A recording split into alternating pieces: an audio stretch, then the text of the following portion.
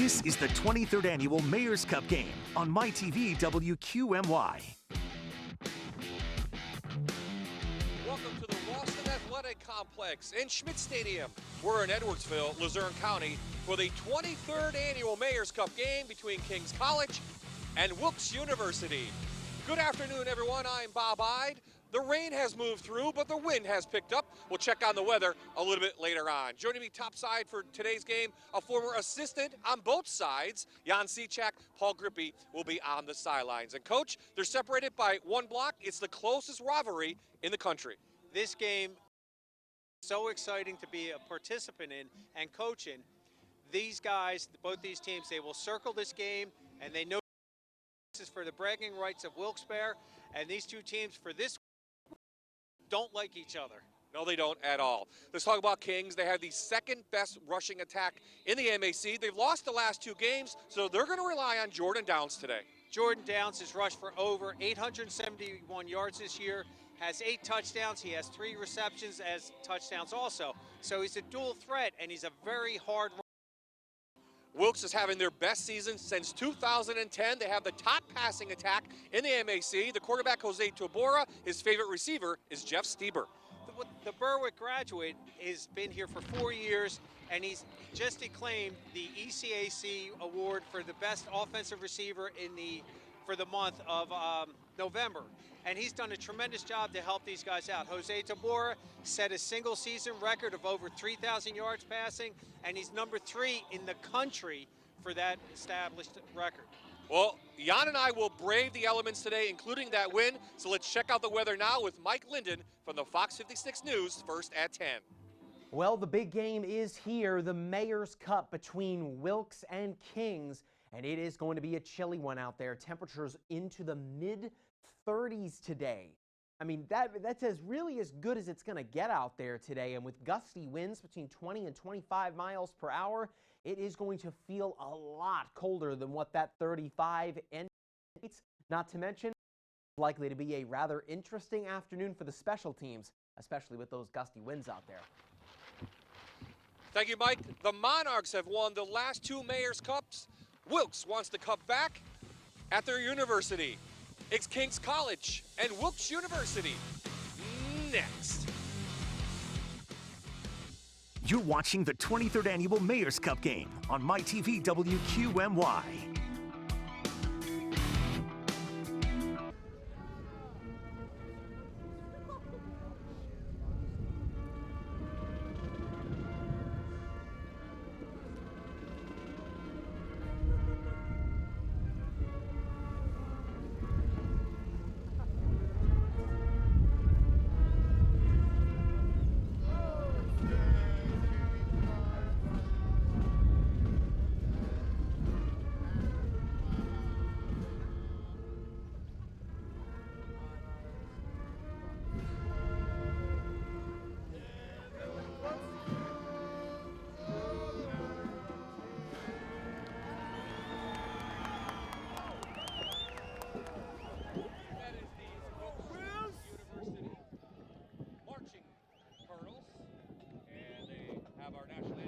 Welcome back, everyone, to Schmidt Stadium.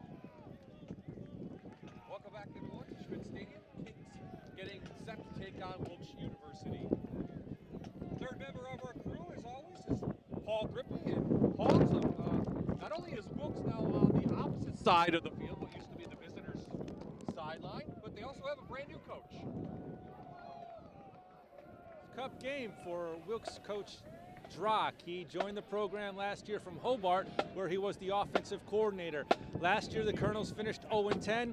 They felt they needed to change that leadership, and they picked Coach John Drock, and what a change it's been. He's come in, the team already has 5 wins. They cannot have a losing season this season. At worst, they'll be 5-5 if they lose today. But the approach he brought and the style of offense he brought has revolutionized this Wilkes program, especially on offense, where Jose Tabora is the happiest guy to have Coach Drock. He is averaging over 280 yards passing a game, and Wilkes is among the passing leaders in every statistical category in the MAC. Coach Drock himself was a quarterback in college at Western Michigan, but he comes from a football pedigree. born in the state of Illinois. His father was a very prominent high school football coach, and he always grew up on sidelines, in locker rooms, and riding buses with football teams. So for Coach Drock, a breath of fresh air, a new style in his first season. He's been very successful trying to take home his first Mayor's Cup. Bob? Well, nothing like a Mayor's Cup game. And Coach Jeff Nahr. Kings won the toss. They deferred to the second half. Wilkes University will receive the opening kick. Jason Wiley back to receive. Our kicker, Jack. It's a short kick to get this Mayor's Cup underway. It's taken for a fair catch. Wilkes will have it at the 34. So we'll see Jose Tabora, coach, Wilkes University. You mentioned him a little bit. He's thrown this year for almost 2,500 yards and 23 touchdowns. Great arm and very athletic. To everybody. This is going to be a great opportunity for him. The only thing that I'm worried about for him and both sides is the way the wind is whipping around on the field this afternoon. Yeah, you mentioned the wind, Coach. How about we talk about that? It is not really going from left to right or right to left. It is mostly coming at us, coming over the mountain a little bit. So how do you play that, especially a team like Wilkes who likes to pass the ball today? I think everything's going to be all the short completions because I think Kings is going to allow a cushion and let them try to throw deep because they're going to have to throw that ball up high, and that's where the wind's going to affect it. So here comes Tabora and this offense that is third in the MAC, putting up over 398 yards per game. They start in a 3 wide receiver set. Wiley is the back. 3-man front for Kings. And first play, first flag of the afternoon, and we'll check in on our referee today. Already here in the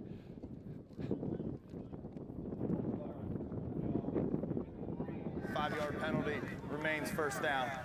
Jared Fulmer is the referee today. No time off the clock here in the first quarter. That will back up the ball now to the 32. Not a start you want if you're Wilkes. No, not at all. And again, Kings came out from their traditional 4-3 defense to a 3-man front to try to combat that offensive receiver core that they have for Wilkes. Also, we talked about Tabora's arm. How about his legs, though? He can run the ball very effectively as well. I mean, against Albright this year, he had 111 yards on 22 carries, so a dual threat at quarterback.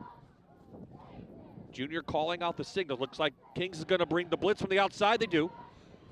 Tabora chase goes over the middle, and it's in and out of the hands.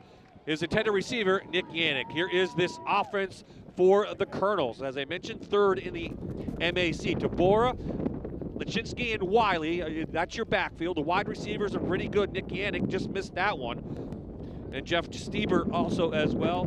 Justin Dean is your tight end. Up front, not as big as the Kings offensive line, but pretty big themselves. Spores, Kabuta, Marcinkavich, Rogers, and Osai.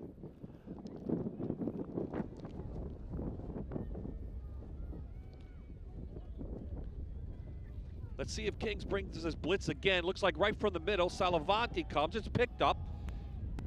Over the middle to the tight end. First reception to Dean. For a 7-yard gain right there. They did bring inside pressure that time. Kings looks like they're going to be mixing up that pressure, trying to confuse Tabora a little bit, but their offensive line did a nice job picking that pressure up.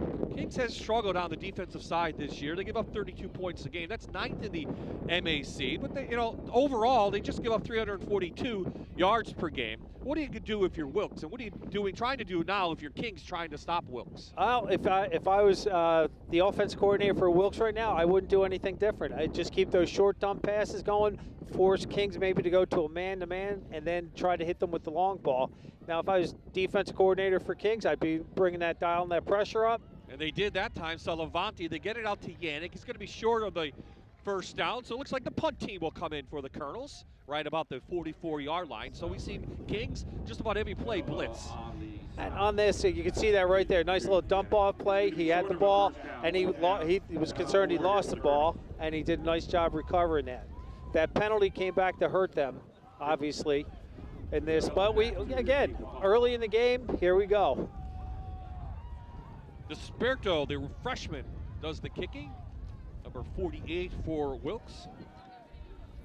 Back to receive. Looks like it might be Quincy Clark. Low kick into the wind. taken from the 25-yard line. Ooh, late hit out of bounds from nowhere. No flag was thrown. Oh, wait, there is a late flag. And that looked like that was number 10, Gabe Bosella. And that might have been actually illegal participation if he got knocked out of bounds and he made that play. So I think that's going to be open for interpretation right now. He looked like he came out of nowhere, didn't he? He really did. He came off of Kings' bench, unfortunately. Let's see, here we go. Here's the kick again. We're looking for the return here. I mean, he had a lot of room. Oh, yeah. Yeah. That's a big hit. I didn't get a number on that. Looked like it was number 36 for Wilkes who hit him out of bounds, Andrew Chang. And here's we're going to see Tommy Clock coming off a concussion. He's been cleared to play. Transferred from Millersville over the break. He's out of Lower Dauphin. He's put up decent numbers, but really he's known for his running. He really is. He's a big, strong kid, and he transferred, as you said, Bob, from East Stroudsburg. Again, Millersville. Millersville. I'm sorry. That's okay. I should know that. That's my alum. Well, they're going to put the ball up, and they hit Bosella down to the 20. A 22-yard gain for Kings. Well, Coach Norris opening up his offensive playbook, going out of what he knows that they can do best. Play action fake, sets up, nice ball. Look at that reception right there. That was a nice job pulling that in for 22 yards. Back to the running game to do. This is Downs with a lot of room. Cuts it in up to the 5. First and goal, Kings. Down the carry. Warner and Murphy on. Here we go with the RPO, the run pass option. Downs just does a nice, there's a little shake and bake action in there. And number 36 from Wilkes fell for that hard, and that was Andrew Chang. Keeper. Clock puts his head down. The Monarchs score the first touchdown of the afternoon. It's a Manuka Subaru touchdown. Kings leads 6-0.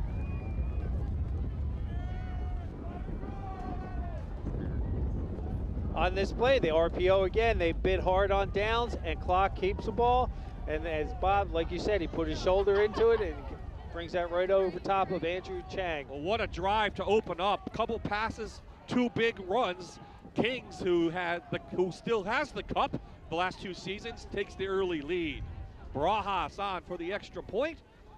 It's blocked at the line of scrimmage, but still the momentum on the side of the Monarchs. 12:23 remaining in the first quarter. It's Kings who leads 6-0.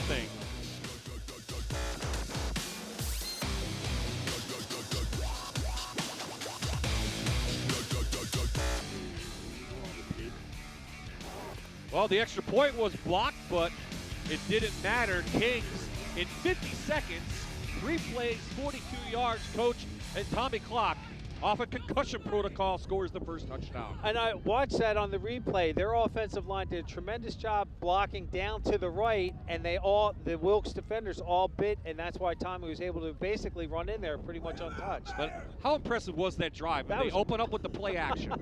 Again, for a team that is known as a running team to open up like that, that's tremendous play calling. Congratulations. So a lot of time to play, but Kings strikes first. So it will be Barajas kicking again. Wiley back to receive at his 10. And a lot of excitement on the Monarchs sidelines. The ball falls off. Kings won last year 40-26 over at the stadium. They won here 2 years ago in another close game.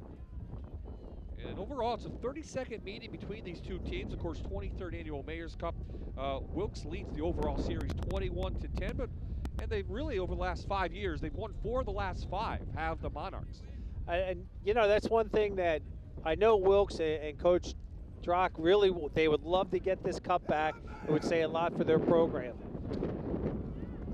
Wiley took it from his 14. Breaks out, and Wilkes will have excellent field position near the 40-yard line. Let's take a look at the Kings defense. 7th in the MAC, and Shelton, Felder, Mosey, and Baynard are your defensive front. 4-man front, 3 in the back. Mondo Salavanti, Yusuf Wheeler, and McCall are your linebackers. Secondary, looks like this. It will be Butler, Gilmore, Anumunga, and Derhostine, excuse me.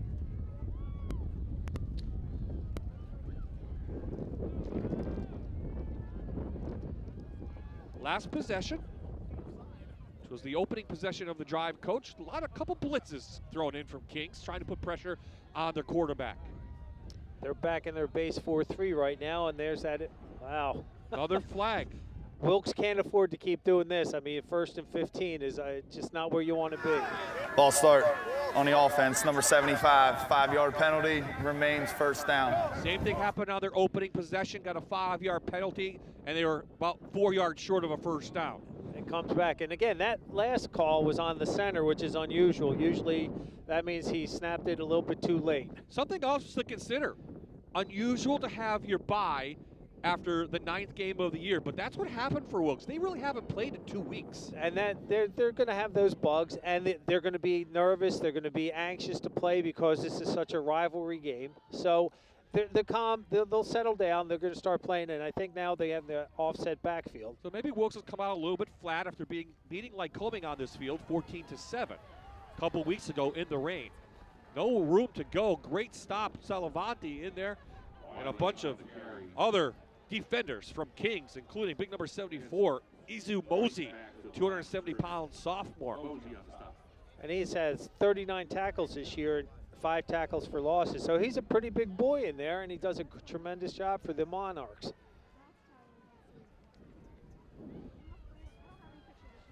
Four wideouts now in for Wilkes. They'll spread the field.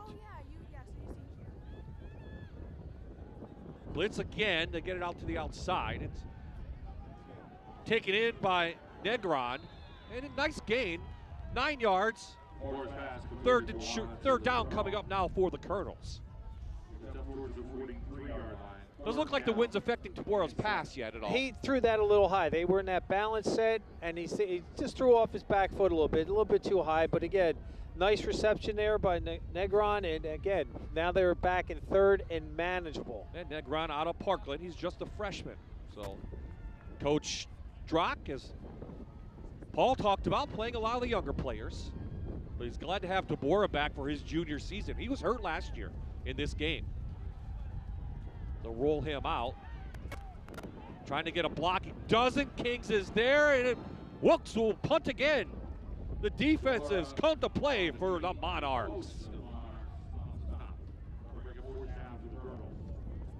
Shelton over there, and a host of other white jerseys.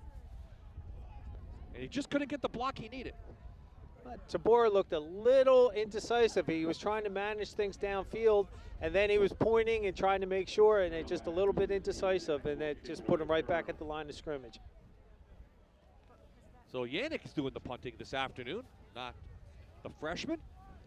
And Bosella back to receive again. Into the wind, a little low liner. This will drive Bosella back, go out of bounds at the 13.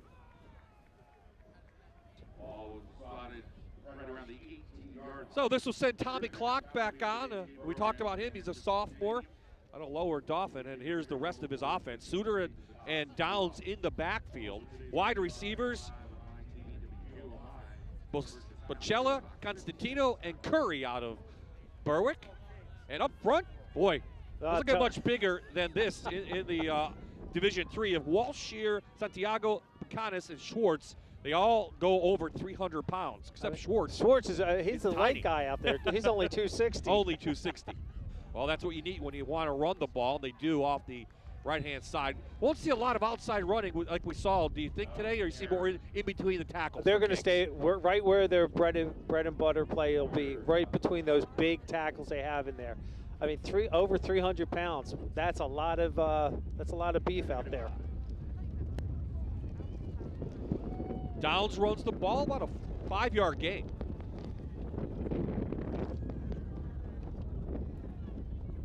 The Kings offense is 7th in the MAC. They'll get it to the outside. Wilkes is there.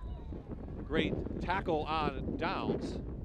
Looked like that was number 30, Lucas Wood, the senior. And on this play, you look, they're trying to run that stretch zone. They pull big number 78, their center, Michael Santiago, to try to get him an extra blocker on the edge. Two guys you're going to hear a lot about are the linebackers today. Make that three for that matter. Bud Moyer, Lucas Wood, and Michael Murphy. Three very outstanding linebackers for the Colonels. The amount of tackles that those three gentlemen have has been keeping this Wilkes defense right up there. Clock tries to run. He's going to be short, I think, of a first down, and Kings will have to punt it now. And that was, as you just mentioned, number 30, Lucas Wood, bringing that down from Quakertown.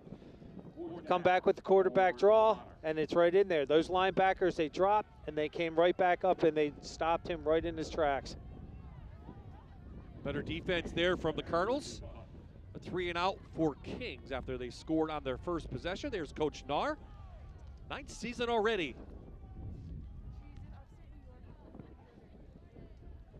Constantino does the kicking, number 14. Nope, it will actually be Samuel Hoon, number 86.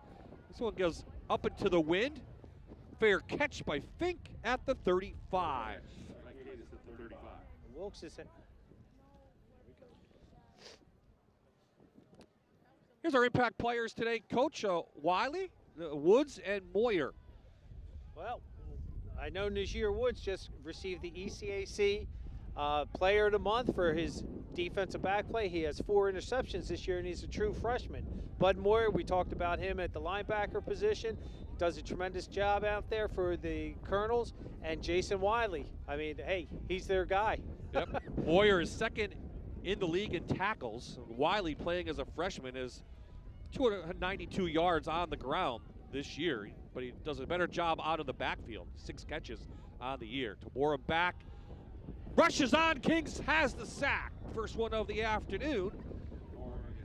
That was number Looks 74. like Mosey in there. Mosey with his 2nd sack of the season. Izu, here you look at it.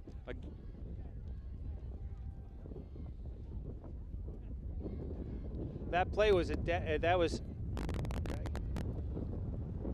Well, if you're Kings, it's an easy key to the game. You got to find out where number 5 is. Right? Yes, it is. Jose Tabor on that last play. That was a true quarterback keep, and the Kings, the Monarchs, sniffed that out.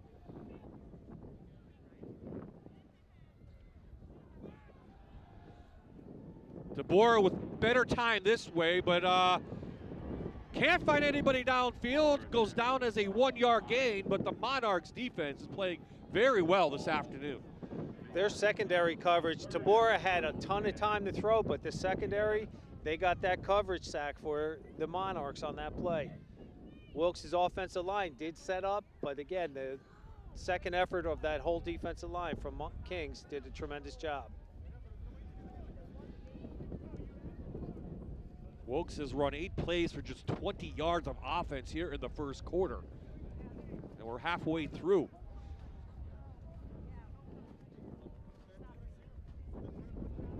Tabora back here, some pressure.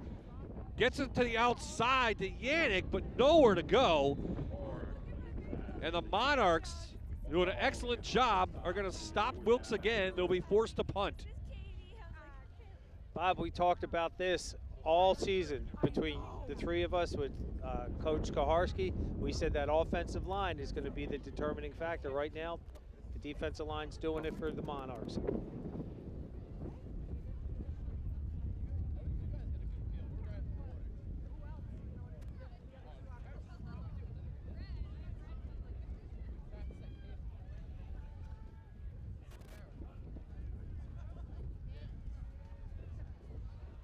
High kick into the wind, takes a bounce, and it will just die right about the 27-yard line. So Kings back on, already leading 6-0. But right now, so far, turning into a defensive game.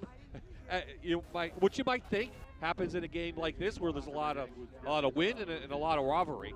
Well, especially who would have thought, though, that it would have been a defensive battle today with the way both teams' defensives have struggled throughout the season. But this game is really a lot of emotional turmoil that both teams feel towards each other, and they're going to be turning that out.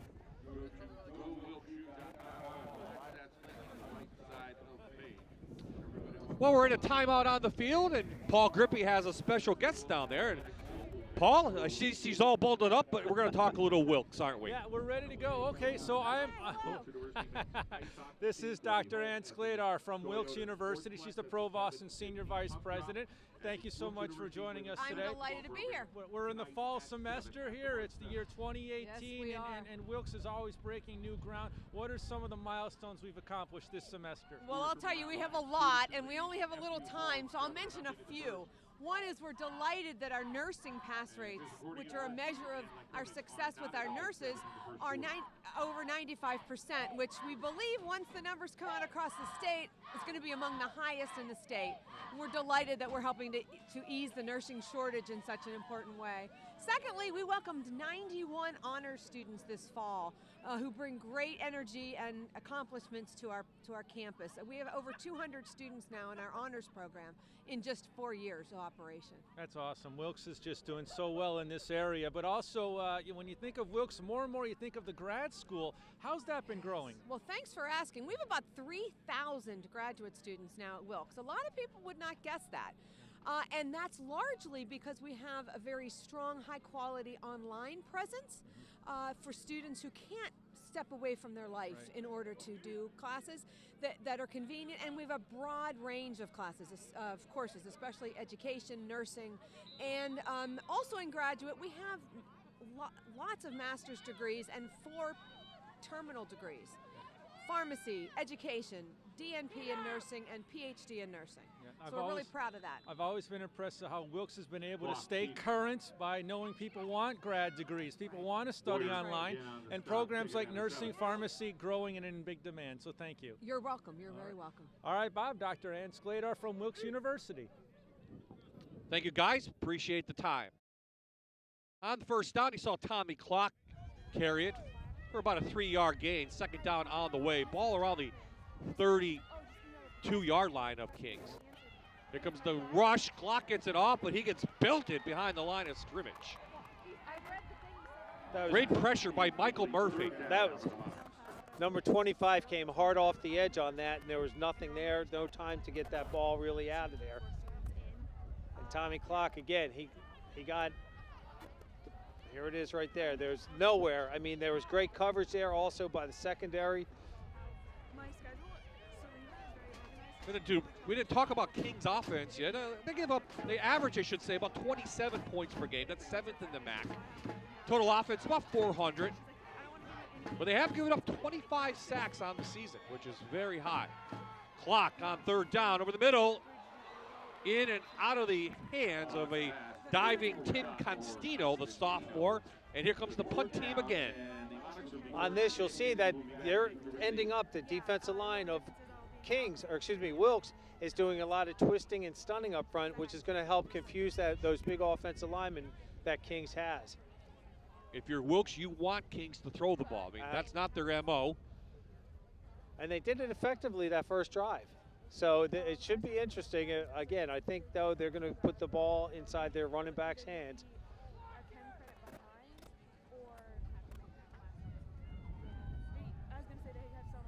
Boone again on the punt. This one gets a nice high one. Fink takes it from about his 29, makes a nice move. Ooh, nice little return. Wilkes will have the ball around the 37.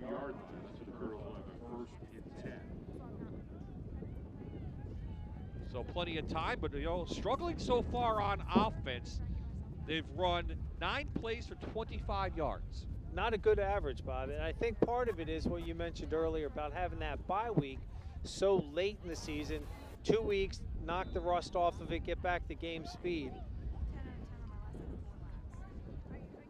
Well, they had struggled against Lycoming, but I mean, to their defense, it was really raining that day. It was one of those typical rainy Saturdays we've had this fall. Wilkes will bring it up for about 3 yards, up past the 40. Good powering in there by Wiley, I believe. And Rogers actually came up with the ball, so it may have come loose. The right guard. It was a fumble. Second down and 6. But the Colonels have the ball. And they didn't have illegal motion on that first down. So they're in good situation. They're settling down. They're going to try to grind it out. Now I think they're going to come back with what they do best. They're passing with Tabora. Yeah, Tabora, third in the country in total offense in all of Division III. Right now, Kings has done a nice job, though, containing him. They do again. Minus yardage. The linemen and linebackers are teeing up on him. The Colonels are trying to get that RPO going, and again, Kings' defensive line is just getting to their gaps, and they're just playing relentlessly, and they're just stuffing them at the line of scrimmage.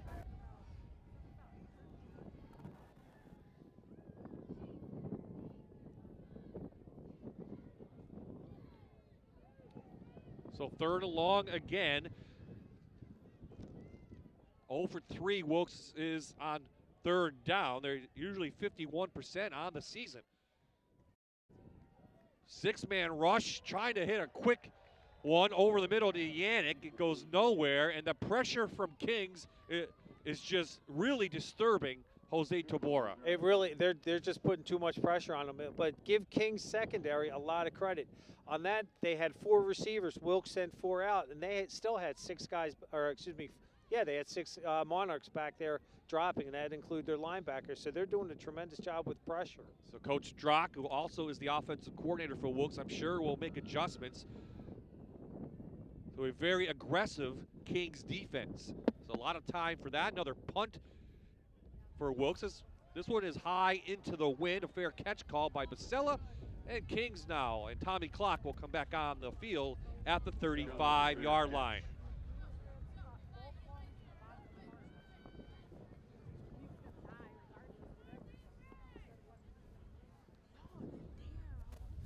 Well, as you might expect, as you have the second best rushing attack in the league, you want to run the ball and you want to keep it away from Wilkes. Absolutely. The Wilkes has that high offense, that high-octane offense, so if we keep the ball out of their hands, it's to our benefit.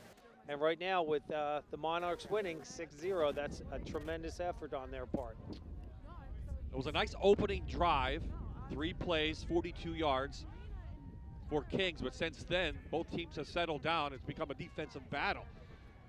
Except for this big play, breaking out is Downs. Downs for 6 past the 40 up to the 41. And on this play, it was just their RPO again. And Wilkes on that time, they decided to bring pressure from the left, and then the Monarchs ran the ball to the right. So it was a good call. Downs, a transfer from Delaware State a couple years ago. Ran for 678 yards last year. They'll give it to Downs again. Going to be close to a first down. Let's see, right at the marker. They should move the chains. 2 runs and 10 yards. Not bad if you're Kings. On this play, you'll see it's just the give, and he just puts his head down, and then he just falls forward for that first down. Coming up on the 2-minute mark here in the first quarter in this rivalry game.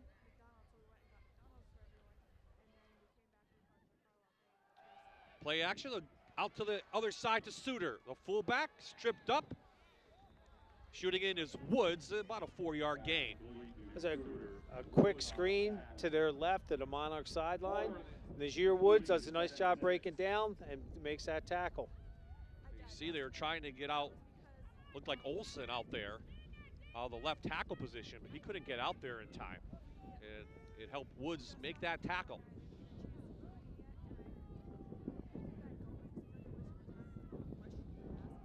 Downs taken down quickly. Was that Woods in there? Number Lucas 58, Wood? Justin Trollinger was the first contact on that. Defensive end. Werner also in there.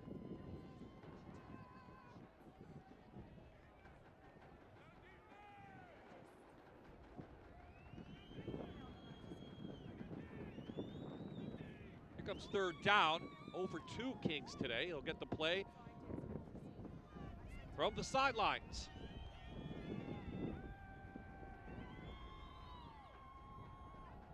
Downs through, but the defense is there, but only a yard on the play. Good pressure from that defensive front. Dane Tantarelli from North Schuylkill on that hit, the initial hit, and then a gang of Colonels brings them down, makes it 4th and 2. They run that outside zone play, pressure, and they brought just the Kings offensive linemen just couldn't get to that gap that they wanted to. Jeff Nahr's going to go for it. 11 of 23 on the season on 4th down. Right just over midfield. It's going to be actually a quick kicker. Clock with a quick kick. Does it get the bounce? It does not. So the net yardage will only be about 28 on the quick kick. They'll bring it out. Again, it's the last game of the year. Well, rivalry game, but these two teams are playing for ECAC and possible MAC championship games. So, yeah, that was kind of interesting call. I think that's pretty exciting that they did that. Yes, I know. He's right there. That one. That is correct. That's Jeff. Coach Nahr came over from Muhlenberg 9 years ago. He was an assistant there for 11 years. Really settled in now to Kings. Asked him how it felt to be the elder statesman now in the Mayor's Cup game. For a long time, it was Rich Manello and Frank Sheptock, who we're used to seeing on the high school level. But remember, they were here for a long time, both of them.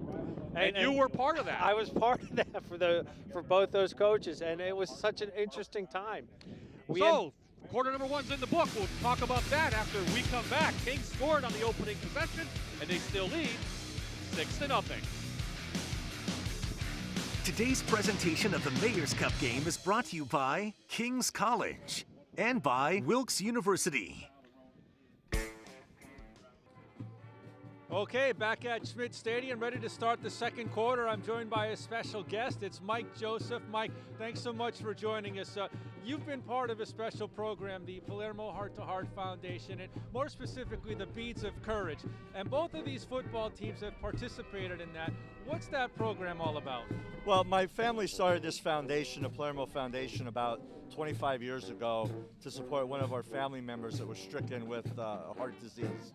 And it's kind of just really grew into us really trying to give back and help families that have children with either, terminal illnesses or life-threatening illnesses. And the Beads of Courage is something we've gotten a part of in the last 10 years. We sponsor 5 hospitals throughout the state of Pennsylvania. The Children's Hospital in Pittsburgh, Janet Weiss in Hershey, Lehigh Valley Children's Hospital, Mario Lemieux Children's Hospital out in Pittsburgh. And it's a program which gives young children that are in treatment for diseases in hospital for long stays. It gives them something to look forward to. They get a bead to recognize a milestone in their treatment, and they're able to make necklaces, and it just gives them something to look forward to. And this week, the players have been wearing them. And then Monday, do they get to meet the kids? Yeah, there'll be some of the players will go to the hospital and meet some of the children that are in the program. We've had Bucknell University men's basketball, St. Francis men's basketball, Penn State baseball. My team did it one year against Crestwood.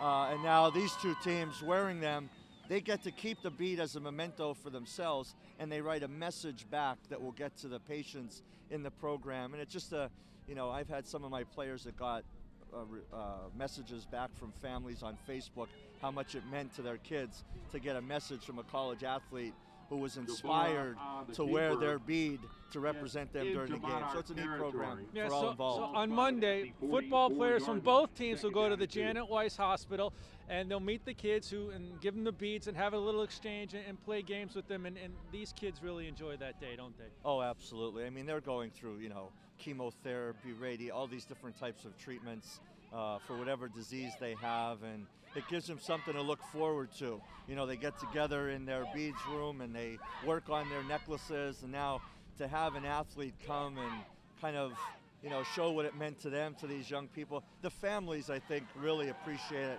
maybe even more, because, they're the caregivers for these young children going through these horrible things. and to get that support from the outside, I think means a tremendous amount to the families. So that's a way that the community and children are benefiting from this Mayor's Cup game, and both of the teams will send players to the hospital on Monday. Mike Joseph, thank you very much for joining us, and that's a great foundation and a great effort on your part.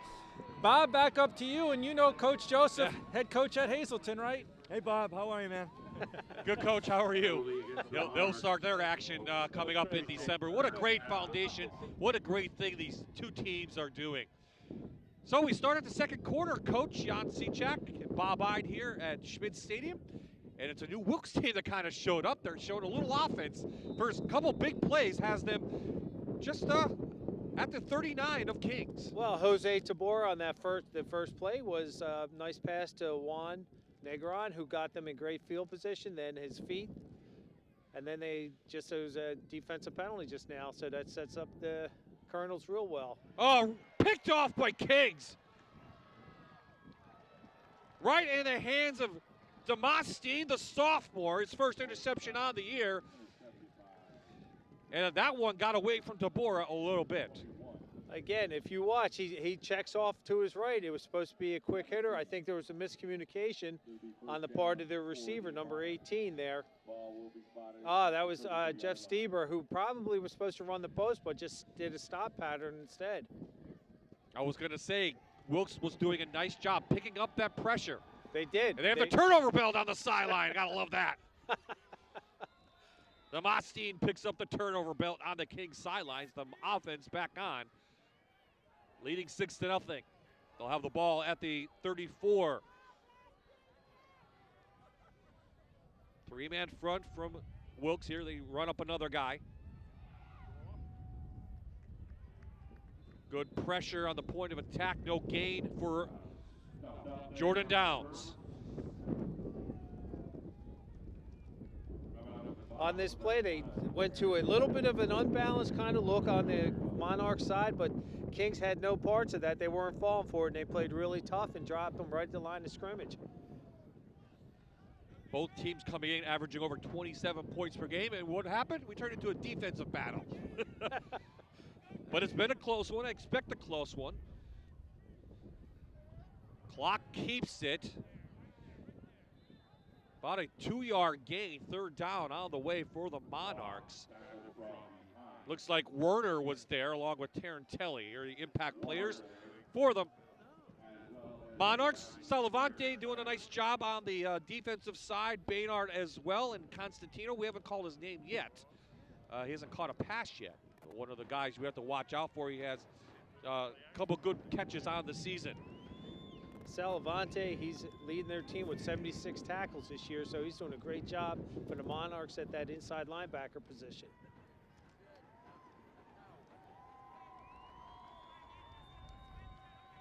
No team has converted on third down this afternoon. They tried to set up the screen. Downs catches it. He's going 3 yards short. Looked like Trollinger, the sophomore, on the tackle. And I don't think Jeff Nair's going to go for it again. I don't think so. But again, who knows? They just go with that little slip screen to the inside to get right in there with those big 300-pounders. But Kings, again, is just really playing really solid defense right now. And Wilkes, excuse me. How much of the win do you think affecting the passing game? Not really many passes downfield yet. No, I think it is. I mean, the way I'm watching the leaves swirl down there, that is definitely affecting the Colonels' offense right now. Low snap. Constantino does the kicking, and it's a low line driver. Wilkes will have good field position. So they put a couple positive plays together the last time out. Let's see now if the Colonels can pick it up. They've run 16 plays for 63 yards. Well, they definitely have done a better job in the second quarter as that first series they had. I'm sure Jose, probably again, he's been down this road. He knows, just settle down. It was just one play. It's not going to be the difference in the game. The defense for the Colonels stopped them. And the Colonels have had good field position to start every drive, Bob. Wilkes lost 3 weeks ago to Stevenson, 33-21. Again, they've won 5 games. If they win today, it could be their most since 2010, and they're looking at possible bowl game next week. All right, Wilkes, but Tabora, he's got to get out of this one unscathed. Second sack of the afternoon for Kings. Shooting in, Mikhail Butler. So they're sending a secondary as well. Again, the Monarchs secondary is doing a job, but look at the defensive line. Active feet, active hands. They're beating the hips of the offensive linemen to get that pressure and the sacks on the quarterback. Bob, you alluded to the potential postseason. That's always an exciting time. It's an extra week, and you never know. I remember one year traveling up to the Merchant Marine Academy when I was here at Wilkes. That was a fun road trip for us. A Centennial MAC Bowl. It's a Centennial League against the MAC. An extra game for most teams. Tabora, that one got away from him, but pressure was still going on. Stieber, the closest receiver. Third and long facing Wilkes already. And again, neither team has converted a third down this afternoon yet. The senior wide receiver from Berwick, Jeff Stieber, is his favorite target and has done a tremendous job. Those two gentlemen have done a great job this year of understanding what they need to do, and now they're back in a position they don't want to be, that third and long. Tabora, 5 of 9, does have that interception. Just 50 passing yards so far. Their longest was on the last possession, was that 25-yard gain. Four-man rush. Tabora with time. Gets it out, and it's intercepted again on the far sidelines. 21. Yep. Demostine got some blockers, but Tabora comes up to make the tackle. The turnover chain will be lifted again, and Kings will have the ball at the Wilkes 30-yard line. On this play, Jose Tabor, he just threads that in there. There's a nice ball in there. Again, number 2. DeGron just, kind of like just hesitated. And again, that was a tremendous jump by that defensive back there for his second interception of the game. Yep. I think he's going to own that turnover belt for the rest of the season. Might be taking that one back to the dorm room tonight if they pull out this win. So an opportunity now for the Monarchs to increase the lead. They scored on their opening possession. Clocked the keeper. The defense is there, and number 99. Yeah, Devin Baynard, the senior, playing his last game, takes down clock. About a yard gain at best.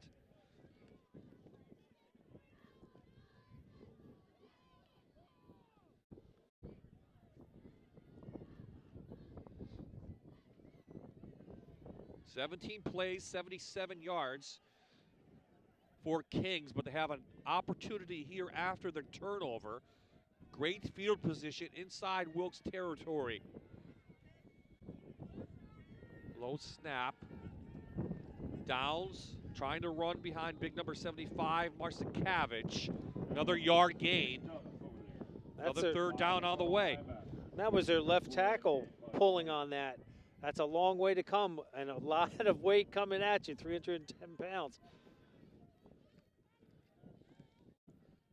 Brennan Walsh leading the way for him on that run. There you saw Bud Moyer out of Tamaqua, second in the MAC in tackles with 87 on the year. And they need a stop right here for the Monarchs. I think he's a little bit outside of field goal position. Clock gonna go to the air. No one there. Wilkes is there. No gain. Fourth down coming up. Brought down by number 58 and number 99, Justin Trollinger and Dane Tantarelli. Oh, Derek Schneider got, excuse me, I thought it was 99, but Bob, that's why I call you Eagle Eye. You have this. It looked like, yeah, number 90 in there, Derek Schneider, the junior. Now here's a fourth down call. As Coach Narr call a timeout. Both teams have them left. 15 seconds on the play clock. Fourth down and 6, let's call it. He'll keep the offense on. Here comes the blitz. They pick it up. Goes over the middle, and he's got a receiver. Great catch by Gabe Basella. The sophomore pulls it in. First and goal, Kings from the 10. Wasn't a pretty pass, and it wasn't. But you know what? He had the time, and he stepped up. And a tremendous, oh man, my Doesn't face have to is look, frozen. yeah, it doesn't have to look pretty, Coach, right? Kind of like that's why they don't put the camera on me, Bob. Yeah, clock getting Oh, built. nice hit. Well, we have a flag down. This one may be coming back. Hold on now. Clock goes in for the Manuka Subaru touchdown, but the umpire threw that. Or was it a helmet-to-helmet hit? Let's see what it was first, and it will account. The referees are going to talk this one over.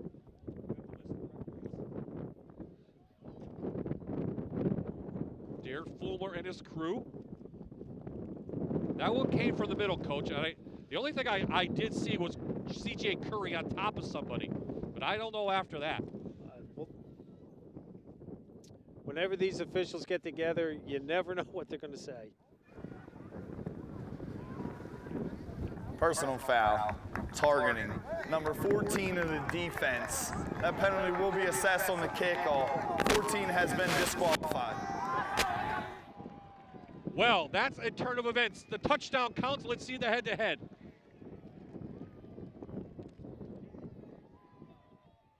No, I don't know about that. I didn't see that. And that's the freshman, Najir Woods, that's now being ejected one of their best from the players, game. Coach, yeah. Coach Drock is asking for an explanation on that one. I think he lowered the shoulder on that. Yeah, he did. They may review this, and they can review it. They do have cameras in place for this. The referees could review this, I think. But, in Division III, it's a little bit more difficult. It's, it's on the call from the field. That's a judgment call. And yes. Again, we have to keep the players' safety. That's the utmost number one thing that the officials and coaches want. Well, for Kings, they convert the turnover into points, but Clock gets his second touchdown. They'll go for the extra point. They missed the last one. It was blocked. Barajas in. This one is up, and it is through. It is. So Kings extends the lead now, 13-0, 7:18 left in the half.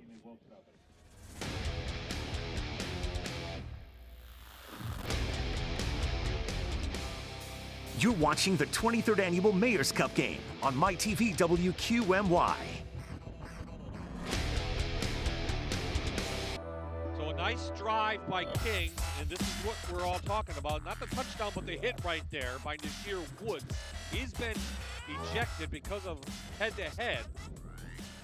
It may have been inadvertent. Clock gets the touchdown. A nice drive, Coach. 5 plays, 29 yards, 2:26 off the clock. no pun intended.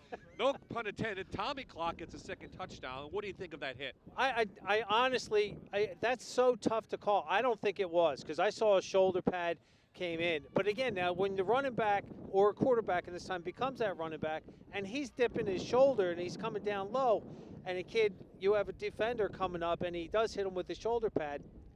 I didn't see the helmet-to-helmet in there, so I don't agree with the call on this one. Now, I may be wrong in this. I believe in Division III, the referees may look at that at halftime when they have that opportunity. Right now, we don't have that opportunity. Right. But I don't know what the ramifications would be if what are they going to say? Oh, it wasn't? We'll let them back and play the second half. I don't know.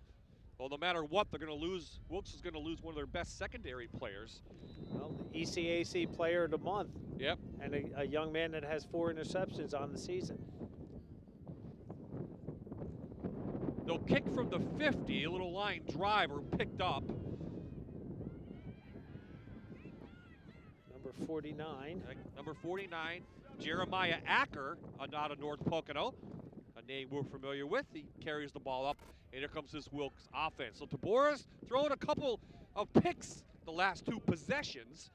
He's got to settle down a little bit. It does, and that second one, I really would like to know what he was thinking on that one, but we never will know that. Again, that's a frustrating thing as a coach, and especially as the offensive coordinator, sitting there, what was he thinking? And that's what they can at least discuss after that series. Well, in the Lycoming game, or at least for one series, Coach Drock took Tabora out. He put in a freshman, Heath Hoovler, I was on the sidelines for that, and Tabor was not happy about that. But I don't think Coach liked how he was playing the beginning of the Lycoming game.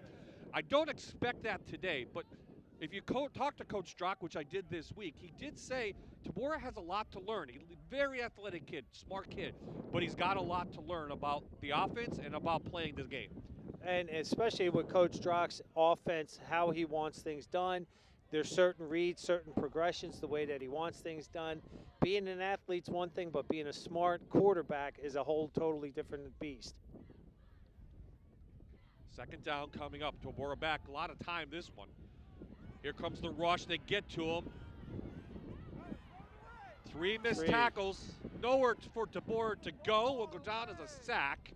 Third one of the afternoon for the Monarchs. And that's a tough position for the quarterback to be in. On this play, he's doing everything. He's going through his progressions, his reads. He escaped 1, 2. Here comes a third one. And then there's just the secondary of the Monarchs are just shutting them down and forcing that to happen.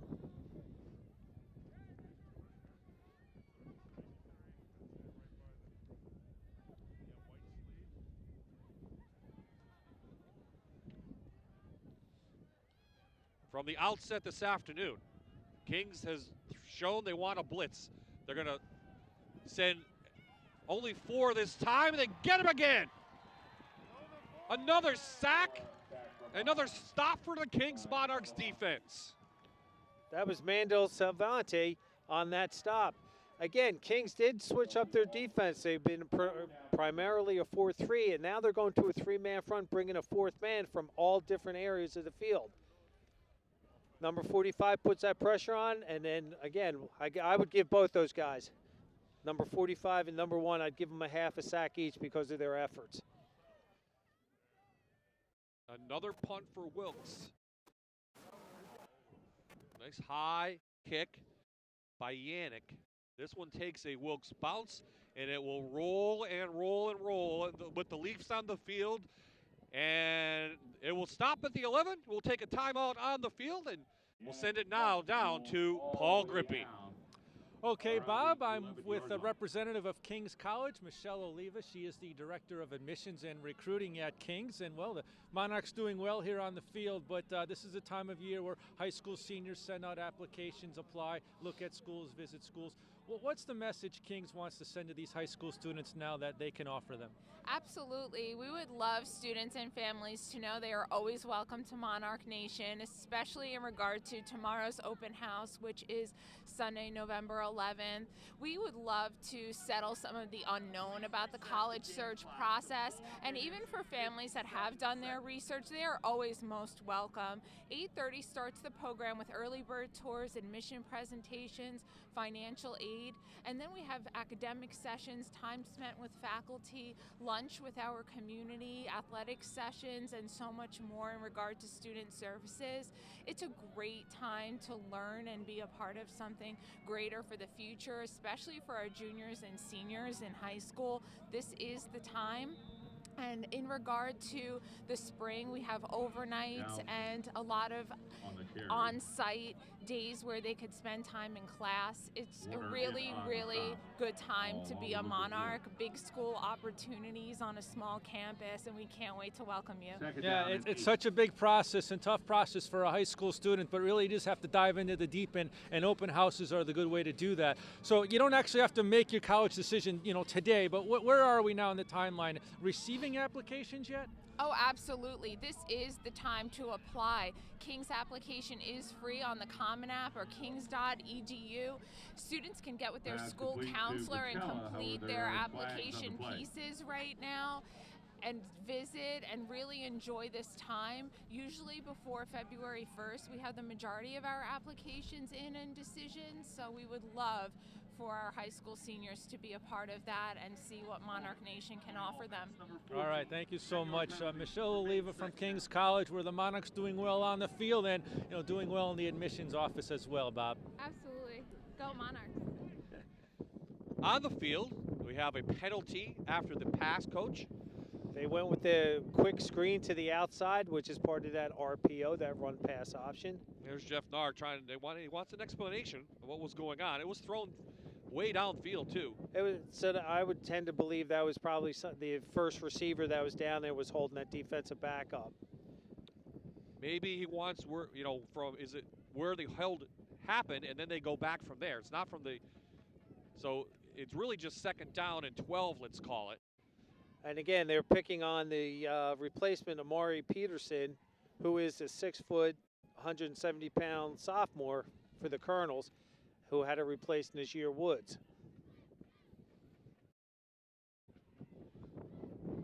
So as our referee gets the explanation over to Coach Nahr, they'll bring it back on the field. The ball will be at the about the 10-yard line. So opportunity here for Wilkes to make a stop and get the ball back with just about 4 minutes left in the half. Kings has the only touchdowns on the day. They also have been on the other side of getting the turnovers. And the Colonels would love to get this stop right now and get the ball back and get one before the half, obviously, with that being said, because the Monarchs get the kickoff to start the third quarter. Good push from the offensive line. Downs is going to go up for about 5. And he's had a nice half. Nothing spectacular on the, as far as yardage goes. He's just been really consistent. That big offensive line's doing a real nice job letting him do what he can do best in there. He's Really? going to break one of these, I think. The way that he's been running, he's getting better and better each run. A big third down here for Wilkes to get off the field, maybe get a score. Again, neither team has converted today on a third down. Clock pressured. Flag comes in, I think. I couldn't tell if it was a flag or a leaf. This will go incomplete. I believe it's a flag. It's not moving right Yeah, now, okay, so I think okay. It's hard to tell. There's It's a lot of leaves down on the field. a lot of yellow leaves. But right there, you can see on the inside, I think they caught that hold right back. It will be a hold. It will be declined. And a punt now going to await Kings. So an opportunity here for Wilkes to get excellent field position. They do have all their timeouts left. And the wind is kind of going right to left now. It will be behind the back of Wilkes. So this punt from Hoon will be into the wind. This should set the Colonels up for their best field position all day. And the holding was on the left tackle, Brennan Walsh, on that play. And he came off saying, I didn't hold anything, Coach. I was just doing my job. Devin Fink back to receive. High snap. And that wind just dies. Boy, the wind took that one. It takes a Wilkes bounce, and they'll have the ball at the Kings' 26-yard line. Officially goes down as a 10-yard punt. Monarch punt catches the wind. The Colonels will have first and 10. And Kings leads now 13-0. As I mentioned before, Coach, they've won the last 4 out of 5 in the Jeff Nahr era. They've been playing this game for a long time, since 1996, and really before that, 1946. What was it like when you played? What was it like that week leading up to it? The intensity, the kids, it's a long season, the last game of the year. Sometimes it's always hard to motivate the players, and it really wasn't, because intrinsically the players were like, no, we want to beat them. We want the bragging rights down in the square. Well, I talked about the change, and the coach's Drock has gone to the freshman, and he makes his debut, second, I should say, debut. We have a Kings receiver, a Kings defensive player on the field, but Hoofler, the freshman, comes in, completes his first pass. And he goes right to his big tight end, who actually stopped and was facing him, and then fell and spun to get that extra yards after the catch for that first down. So I'm not surprised by that. Now, how does Tabora react to that? And we'll see if he comes back. Don't think Tabora's hurt, but we don't know. So that's part of the maturation process that all players will have to go through. There's times where the coach will do things, and you're going to sit there and coach. You wonder why, but sometimes that's why we have that experience. And I've said many times that's why the coaches, especially the head coach, gets paid that big bucks for that kind of decision. Hoofler out of Sparrowbush, New York, Burke Catholic. And then you see the injured number 44. 44, Yusef Wheeler, the sophomore, is going to walk off. on his own power. That's always a good thing to see. You know, you never want any of these kids getting hurt. So a positive play from the freshman Hoovler. And Wilkes is in business to get points on the board. 2:44 left. A lot of time. The ball will be right at the 15-yard line. And now I got to give credit to the training staff at King's College. They do a lot of PT, their program there. They send a lot of kids out to help get this degree, and they're all over the place right now. Hoovler looks fine. He's walking to the bench, and he'll take a seat for a couple minutes. I'm sure he'll be back. So the freshman stays in at quarterback. Going to be flanked by another freshman, Wiley. Here comes the blitz from the outside. They get it to the big tight end again, but Kings is right there, and let's see where the mark's going to be. Hoovler to Harrison. Officially goes down as a yard gain. It was actually Bryce Harrison, the backup tight end. And again, look at that coverage. Two Monarchs right on top of the Colonel, and they did. They gave him forward progress for 1 yard. Not much room there. And the Colonels have 3 timeouts left, Bob.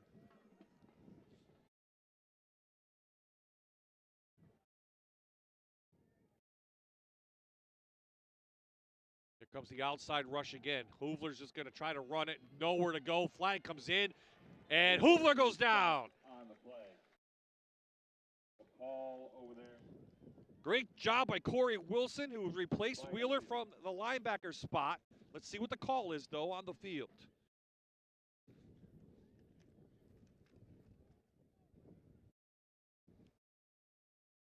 Well, it's going to involve a discussion, isn't it, before they make the announcement?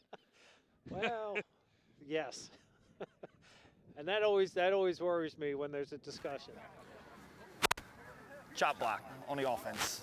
Number 23 and 85, 15-yard or 10-yard penalty. Replay now. Wow. So a tough break for Wilkes. This will back them up. And the chop block, that's where, again, the player safety is what they're concerned about. That means one of the offensive guys was already engaged up in the midsection, and then the second offensive guy comes in below the waist, and that's why they would call that. Coach Nahr now talking to our referee. And back to the drawing board for Coach Drock. This will back them up. Second down in a long way. Ball's at the 28-yard line. They have to get to the 5.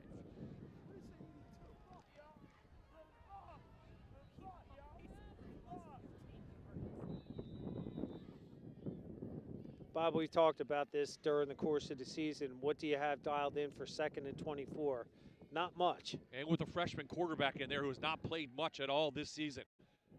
And the way the Kings has put the pressure on. They're going to rush 4, drop back 7. Nowhere to throw for the freshman. Gets it out to the sidelines, but it was dropped in and out of the hands of Stieber. 3rd and long facing Wilkes now, and I don't know if they really have a field goal kicker. Kuderov's pretty good.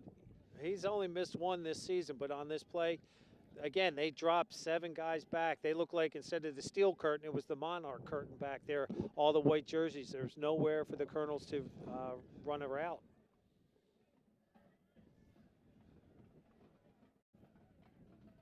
Three wideouts in there and a tight end. Let's see if Kings drops back, or are they going to put the pressure on? They're going to take 4 in.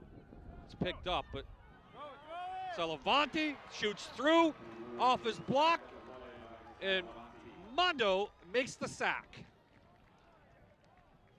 Bob, you asked if they were going to bring pressure. You could see it. He was creeping up on that outside from our left, and here he comes, basically untouched. Yeah, the freshman Wiley couldn't pick up the block on the sophomore, and Wilkes going the wrong way. They're going to be forced to punt.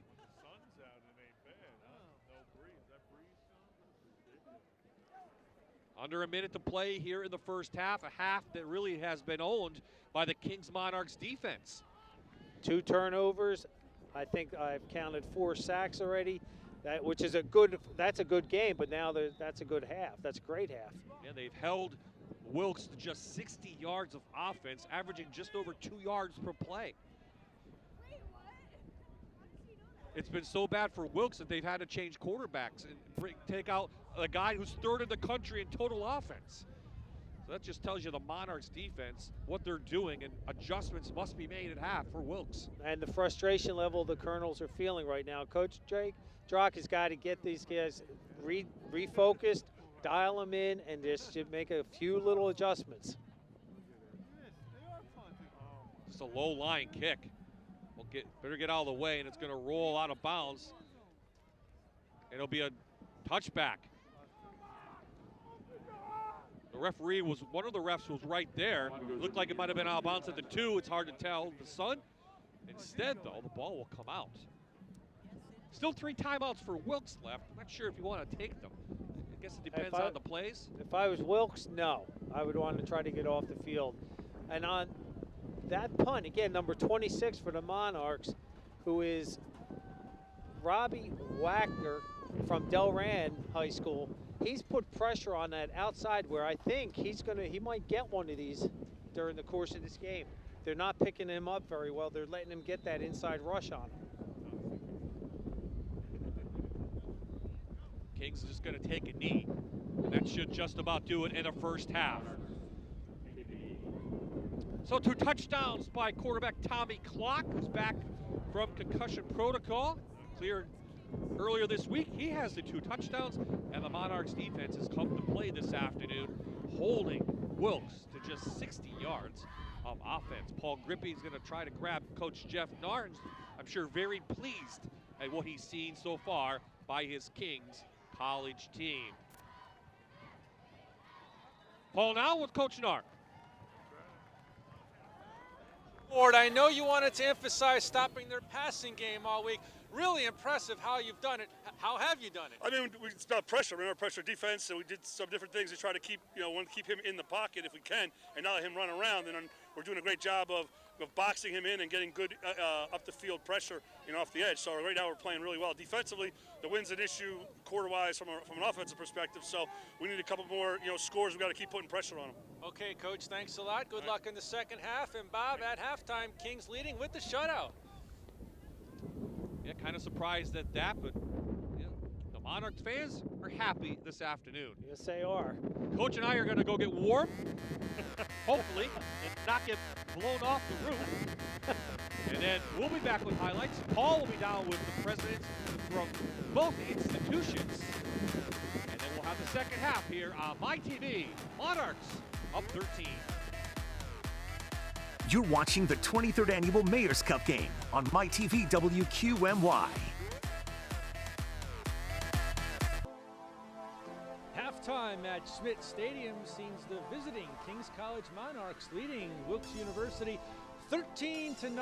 And I am joined by Wilkes University President Dr. Pat Leahy. Doctor, thanks for joining us so much here at halftime. How'd your football team look there? Well, not so great the first half, but there's a lot of football left. So let's check back at the end. Okay, very good. Now, talking about more academic issues, we were in the class of 2018, 2019 is the school year. This freshman class has really been impressive for the university. What stands out about them? What's the makeup of the body in general? Great class. It's quite possibly the largest first-year class we've ever enrolled. It's easily the best academically prepared class we've ever enrolled, including 91 honor students who are joining us for the first time here in the 3-year program.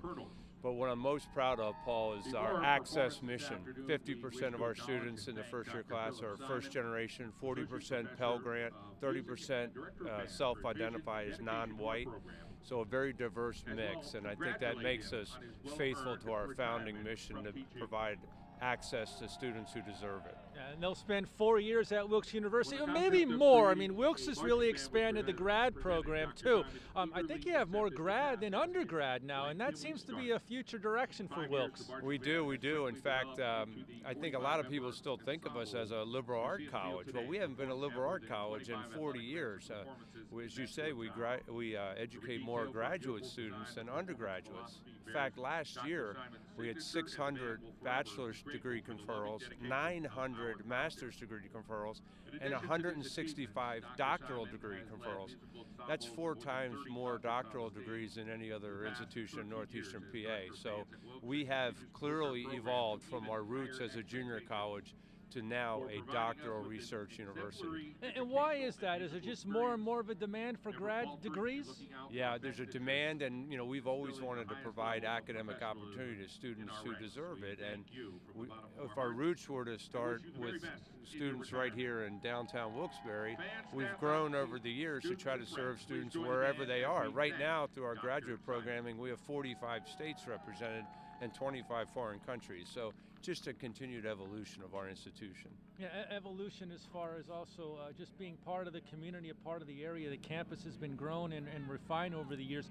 What do the Wilkes students experience when they come to Wilkes as far as the area and the neighborhood they live in? Yeah. Well, since 2012, we have invested $100 million in our campus.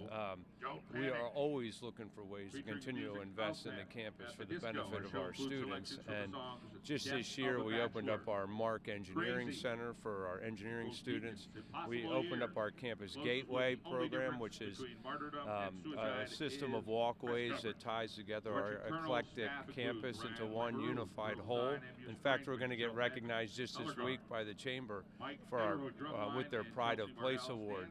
So students come here, they experience our campus, and because of the way in which we integrate the campus, Paul, into the community, they experience downtown Wilkes-Barre at the same time. It's a great situation. It's awesome. I mean, if you haven't been to Wilkes campus in a while, it's improved, it's modernized, it's really helped the downtown Wilkes-Barre area. A little breath of fresh air and a little refreshment down there too, so it's nice. It's just a nice campus to walk around in. I like all the brownstones and the feel of it, so it's a great place. Okay, Dr. Pat Leahy's football team not doing so well in the first half, but we'll do better in the second half. Yeah, but that's okay. All right, and we always love a good Mayor's Cup football game. Yes, indeed. Thank you so much for joining us, and halftime continues. You're watching My TV, WQMY. Today's presentation of the Mayor's Cup game is brought to you by King's College and by Wilkes University.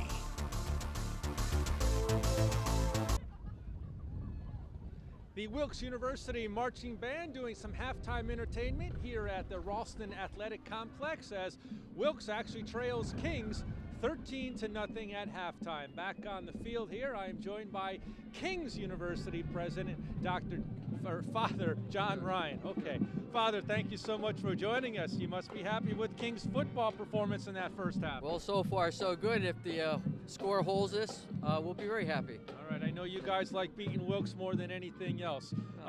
It's certainly a new experience for anyone in the freshman class at King's College to come out to the Mayor's Cup game. Right. This freshman class has really impressed you at King's. What's so impressive about it? Well, I'll tell you, Paul, the last 3 years have seen the 3 largest classes in the history of King's College. This is another record-setting class. And I think a couple of things impressed me. One, most of these students come from outside of the area, different parts of the region, different parts of the country, different parts of the world. And for those of us who are in this part of the country or this part of the state, maybe we take this for advantage. People choose to come from outside of our area to study and to learn into Wilkes-Barre, Pennsylvania. I think the second thing, when I look at our class, 40% of the students that came this year came for opportunities that didn't exist just 7 years ago. New academic programs, new sports programs. So we have a dozen kids from Canada. Imagine coming from Canada to play ice hockey in Wilkes-Barre. This year we started a nursing program for the first time. We have 25 new students in nursing.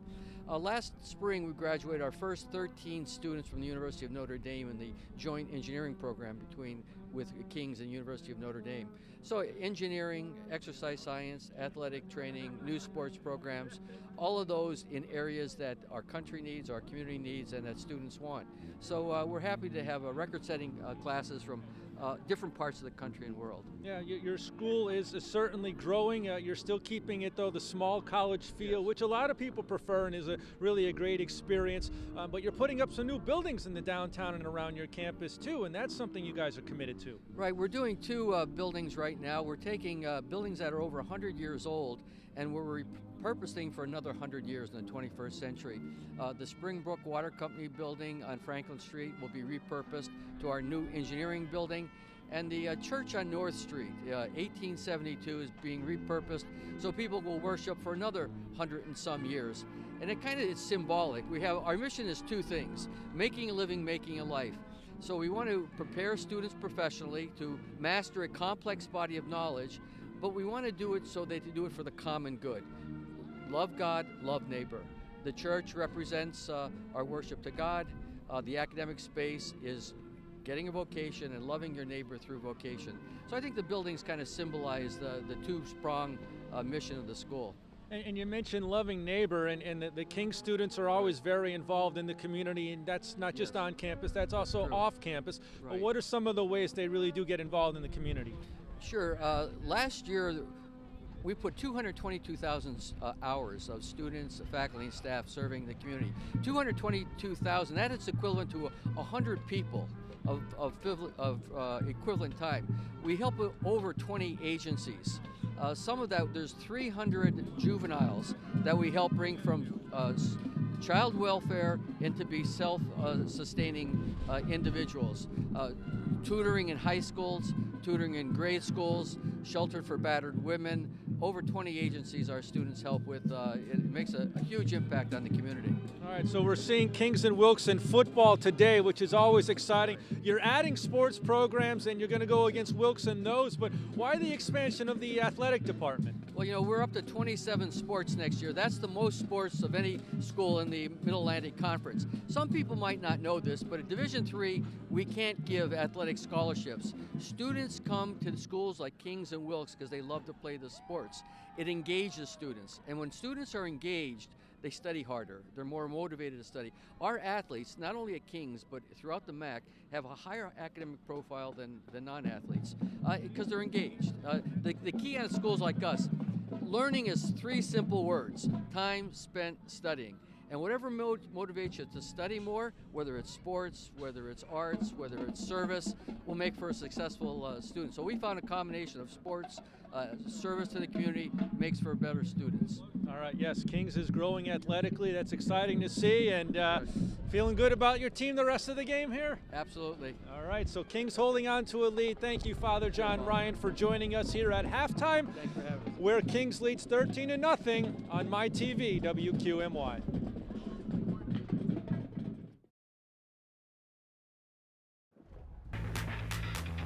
We're back at a windy Schmitz Stadium. Kings leads 13-0 in the 23rd annual Mayor's Cup. Bob Ide, Jan Sechak, and you're wondering where we're broadcasting today's game. We're on the roof. We're braving the elements. We're in the wind, and we're enjoying a pretty good defensive game from Kings. It's a very good defensive game from both sides, actually, and Kings has really done a resilient job of stopping Jose Tabora today. And you saw that Coach Drock pulled him out, tried to get something going for the Colonels. But the point is Kings defense is doing what they're supposed to do, and they have 2 turnovers and 4 sacks. Really, Kings set the momentum early because they came out with a nice drive, and a couple plays, and they scored on their first possession. So let's take a look at the first highlights, if we can. As I said, they came out, and Tommy Clark scored his first of 2 touchdowns. And that first drive set up on a play-action pass, which gave them great field position. Tabora's been under pressure. This is the biggest play of the afternoon. It was a pass play out to Negron. It was a 25-yard play. But really, after that, the Kings defense again took over. 2 interceptions by this guy right here, Elijah Demonstein. Again, 2 of them to the same player who's really playing very patiently in that secondary, and they're forcing those coverage sacks, and they were getting those big interceptions from them. Clock now again. This is the big hit right there. We'll talk about that in a second. But Clock scores his second touchdown. They take advantage of the turnover, and we're at the half, 13-0. It was Coach Clock pulled, Coach Drock, I should say, pulled his starting quarterback, and Mondo Salvante gets 1 of 4 sacks on the first half for Kings. On the defense, again, we keep talking about Coach Drock is getting ready to be interviewed. Okay, we'll get down to Paul now. Coach John Drock. Coach, what were your impressions of that first half? I think they did a good job moving the ball, and they did some things to stop us offensively that limited Jose a little bit, but we'll come back and we'll adjust a little bit in the second half and have some things for him. Did you make a change at quarterback, or was that an injury issue there for a moment? They'll both be fine. Okay, Coach, thank you very much. Right, Good luck thanks. in the second half. That's Wilkes coach John Drock. We're about ready for kickoff of the third. Yes, we are, and the big question is who will start at quarterback. Let's take a look at some of the first half highlights, and what you're going to see is a Wilkes team that hasn't really put up that much at all, and that's credit to the defense. Kings has taken advantage of what they needed to take advantage, but time of possession, pretty even, but you see those 2 turnovers. One of those did catch. And the minus 5 yards rushing is, not that Wilkes is a running team, but to be minus 5 and only have 65 yards passing is really uncharacteristic of the Colonels. Okay, you coach for both teams. Let's talk about Wilkes. What are your changes for the second half? Why are you laughing? That's why I'm up here, Bob. Well, what do you do? What I would do with there, I would love to find out what really happened with Tabor. Get them settled down. Get the offensive line. Look, we know they're having the blitzes.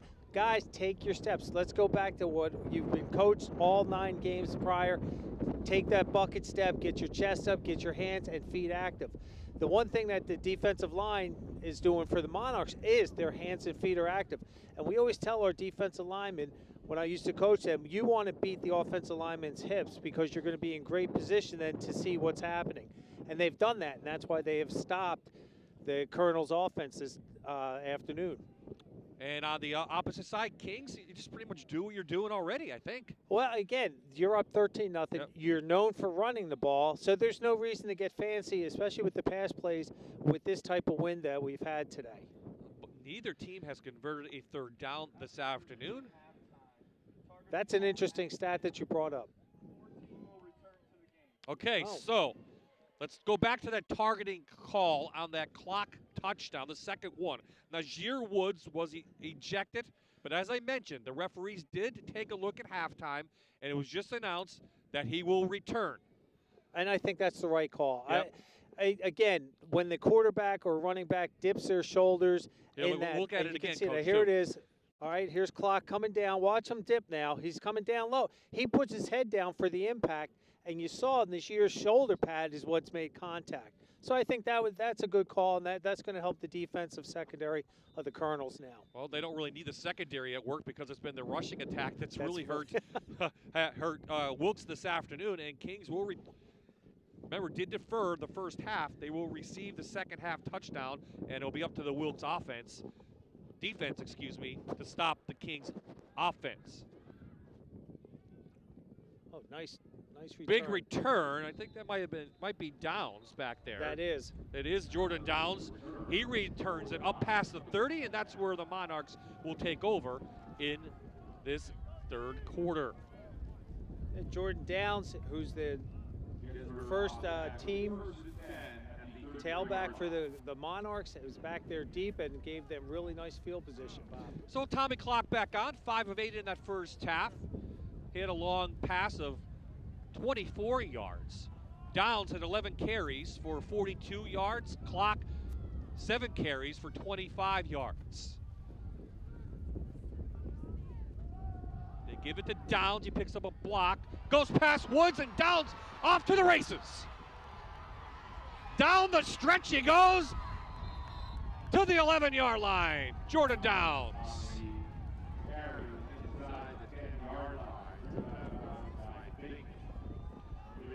Fink with the tackle, and you mentioned, Coach, in that first half, he's going to break one, and he did just that. And he did. On that play, again, it was uncharacteristic. They went to the outside of the tackles.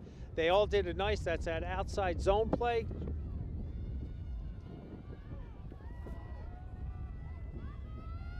They come up quickly. First and goal for the Monarchs, up 13-0, trying to add on. Wilkes is there for the stop, but Jordan Downs breaks a big one. And sets up those Monarchs now. They're deep at the 9-yard line of the Colonels.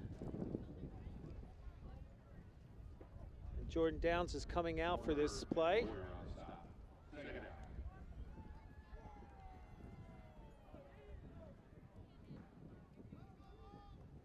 Oh, what a beginning for Kings. It's almost similar to the way they started the first possession of the game after they had Wilkes punt.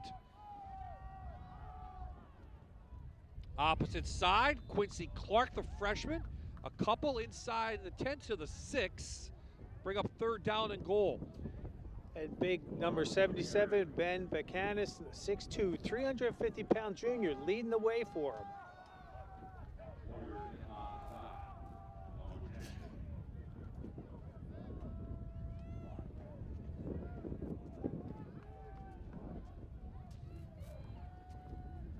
Colonels need a stop here to just stay in the game. Clock nowhere to go. To the end zone. Is it caught? It is. What a fantastic catch by Gabe Bacella.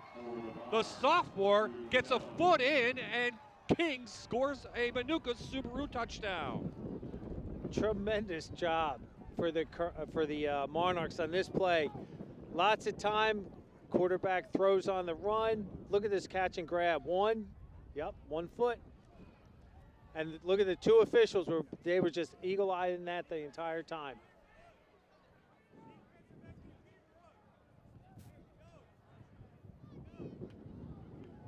The extra point is up, and it is good. Just about 2 minutes into the 3rd quarter, Kings extends their lead 20-0 over Wilkes.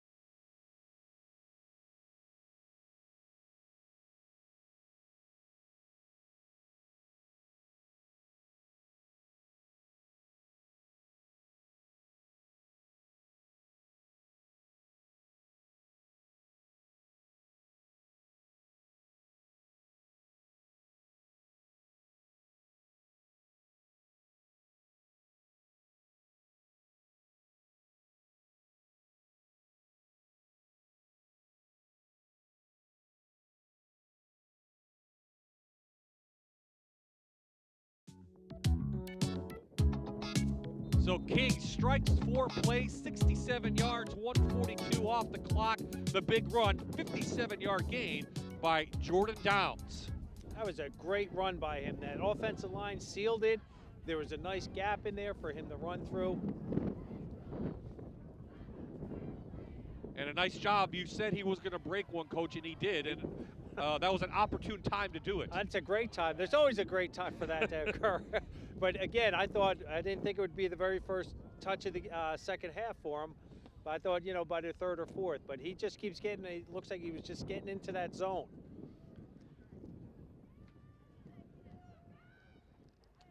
So Barajas teeing this one up.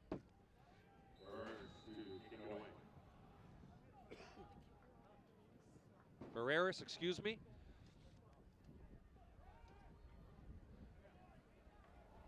Gonna be taken about the 22-yard line. Good return by Devin Fink.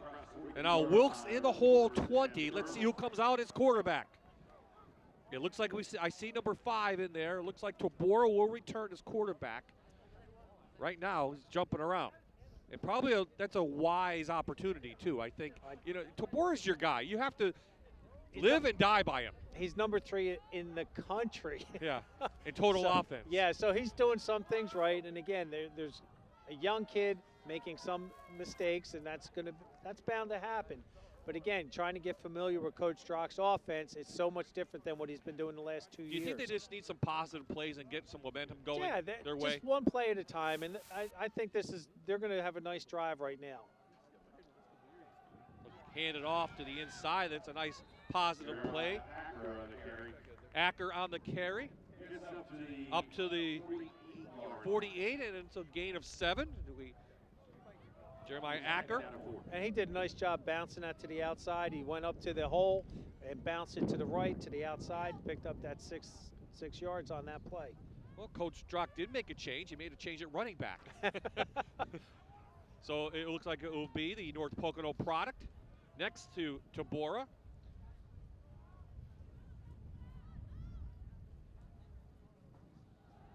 Play action. Negron with the first down inside Kings territory. Gain of about 8 up to the 44.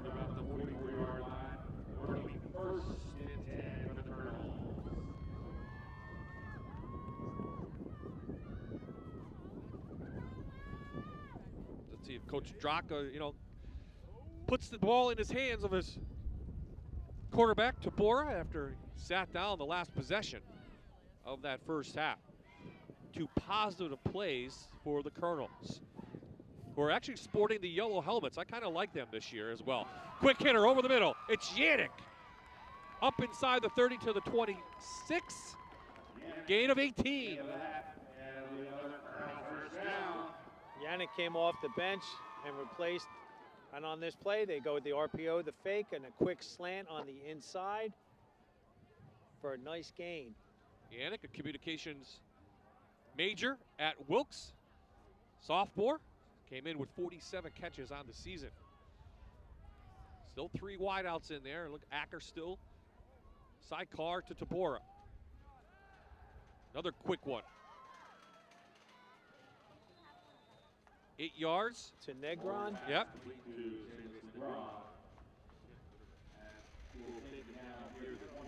Juan Salas Negron.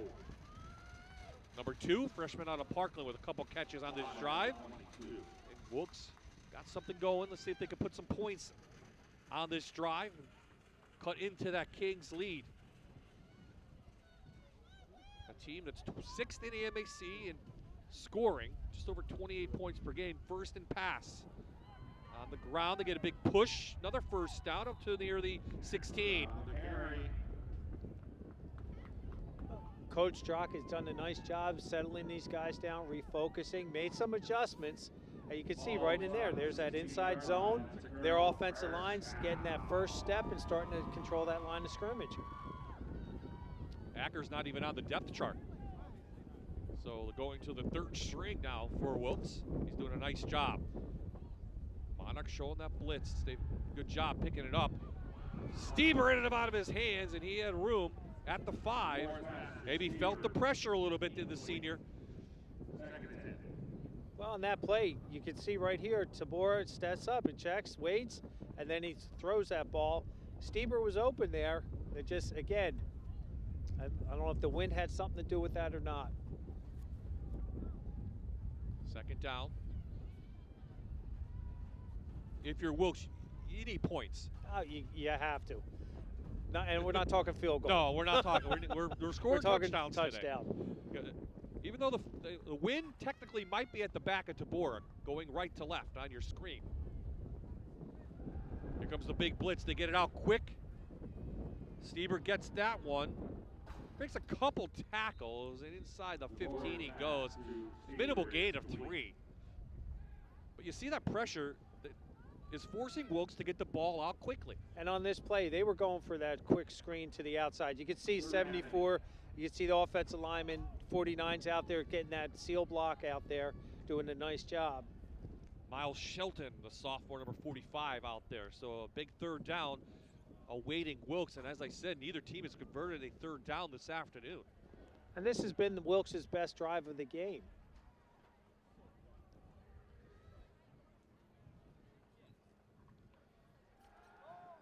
Another quick one, and it's intercepted.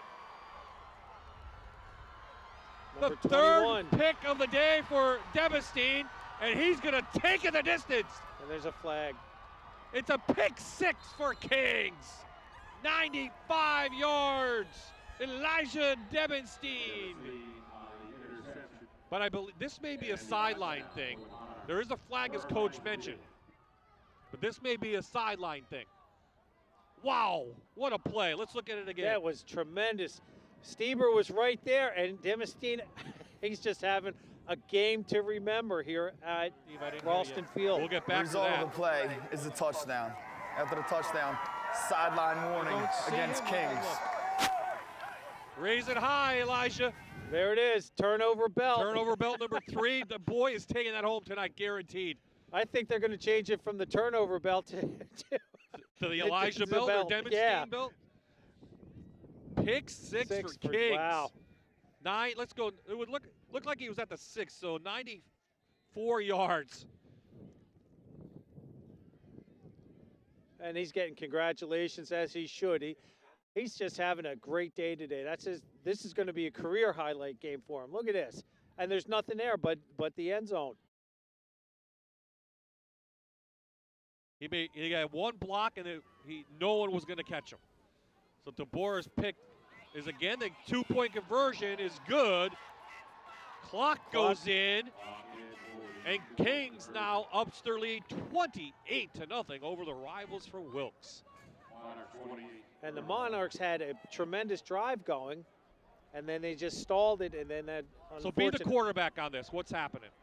He was looking for Stieber coming in on that slant pattern, and Demostine just stepped right up in front of it, because the way they were playing that defensively, they're playing that back, they're playing that cover 2 shell, and he's just waiting for that crossing route. Well, after that excitement, let's go down to Paul now and see what exciting news he has.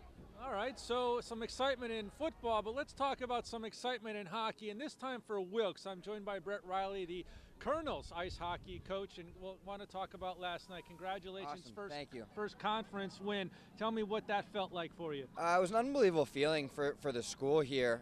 Everyone has worked so hard to bring this program on the ice and make it a reality, so that win was really in short for them. Yeah, but it's your second win of the season, first season ever, and you already have 2 wins.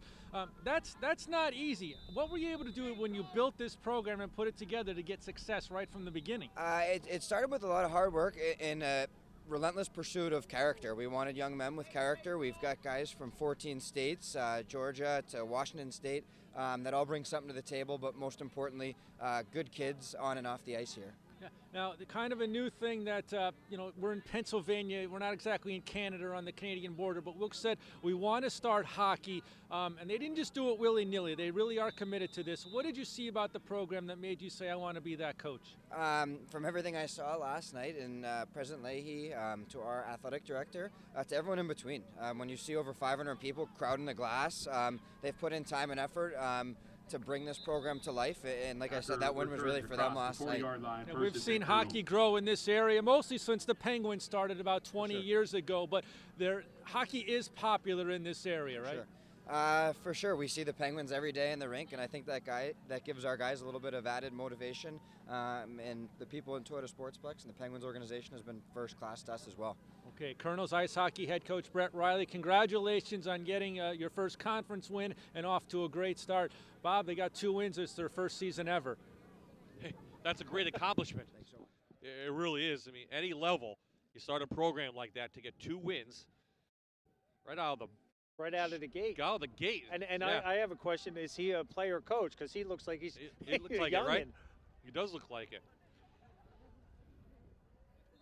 So Wilkes back out on the field. And I really, in my mind, keep going back to the bye. Wilkes just looked. Ball start on the offense. Number 70, 5-yard penalty, remains first down. Wilkes has just not looked good today. They don't. I really think that bye hurt them. I mean, I've never heard of a bye after week 9. Week 9, no. And it's the third penalty on the first down. Yeah. And they keep digging themselves a lot of mistakes. Deeper hole. I'll give Kings a lot of credit. They're putting pressure all over Tabora. He completes a pass to the other side of the field. He hits Derek Nelson out there, the sophomore. Kings' secondary, as I keep alluding to, they're starting out in the cover 2 shell, but they're dropping 5 to 6 guys back there, and then all of a sudden, linebacker, strong safety, linebacker, outside linebackers also dropping back, but they're getting tremendous pressure, Bob, like you keep alluding to also. Their defense came ready today.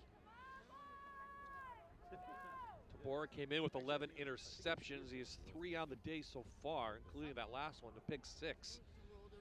All to the same guy. Tabora, nowhere to go. Again, the Monarchs are there. They set that up, trying to set up a speed sweep and a quarterback keep. You'll see that on here. They fake that, and he pulls it. Number 9 for Kings did a nice job. He didn't even fall for it.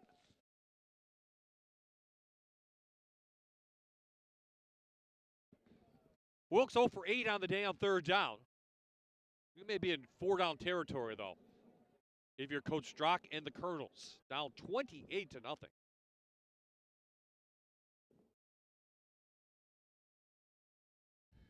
Off the edge they come, and over the middle, and a bad pass for DeBora, trying to hit his tight end out there, and wasn't even close to him.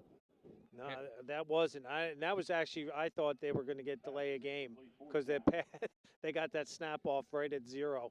And you'll see that DeBora sets up, he looks, and the tight end just stopped running right there. He just stopped his route. Yeah, I've seen that a couple times in watching some college games and NFL games where the receiver just stops. They just stop. And they should keep moving, right? Absolutely. You don't. Again, unless it was a stop pattern, which I don't think that was because of the situation where the chains were. Yannick into punt. 7th punt of the afternoon for the Colonels. Pachella back to receive. This is a high, long kick. It's so long, it's going to go to the end zone. It is a touchback. Oh, it's a nice kick. Kings will have decent field position. Here's what the Monarchs have faced this year. It's 4-5 coming in. Coach Nar says it's a young team, and they've played young this year. And again, the losses they have are to teams that traditionally are pretty much the powerhouses in the MAC. Del Val, Widener, Stevenson, who is relatively new to the MAC, but they've got horses down there, and they just come. And again, Moravian down in the Centennial League, they're always one of the top 2 teams down there. Misericordia, they lost to them, and Misericordia's had a great year this year. Their best season ever in the history. It is. I mean, it really is. And again, to be 8-1, in the MAC in a 6-year program, I believe. 7th year. Yep. Coach Ross has done a tremendous job with the Cougars. Well, the young team for Kings will have a lot of guys back if they can keep them, and maybe they'll do a little better. They're also playing for a bit of a bowl, too. They could get an ECAC bid, or if things happen to go their way and some teams lose, they could be in for that Centennial MAC Bowl. And that's, again, really exciting time for both teams that they could possibly go postseason. I mentioned the road trip we had up to Merchant Marine. We went down to Virginia one year when I was with Kings. So it's a lot of fun for the kids to do that. That extra week, they don't view it as practice. Downs up past the 30. Move the chains if you're the Monarchs, and Downs having himself a pretty good game. Yes, he is. And lead blocker, number 70, left guard, Patrick Shire, who's, only 350 pounds lead blocking for him up there. So that helps make Mr. Downs' day a little bit easier and his job a little bit easier to do. Against Misericordia, he had 34 rushes for 173 yards. His clock pulls it up.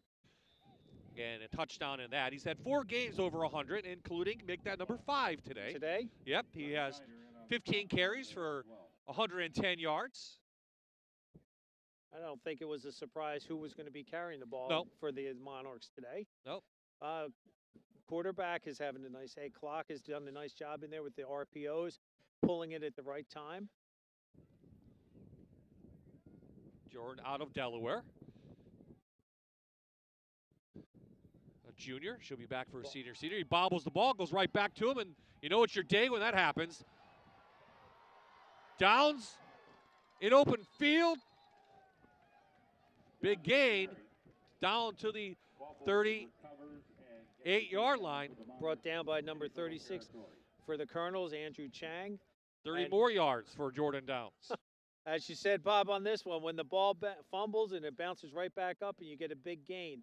Again, that was just their bread and butter play. Number 70 pulling for the offensive lineman, leading that way for Jordan Downs.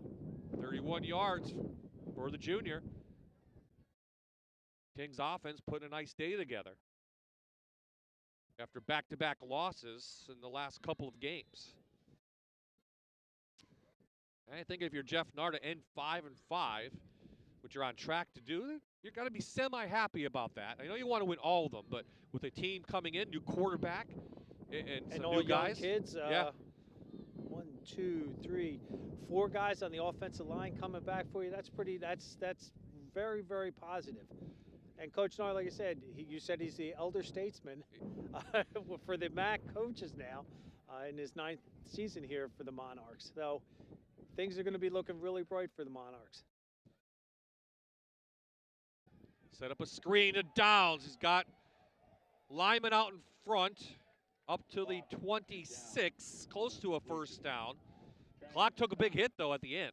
They set that screen up, and again, you always tell your quarterback on that, you just want to sit down, let the hit, don't take the hit, just sit down, let all that energy go over you.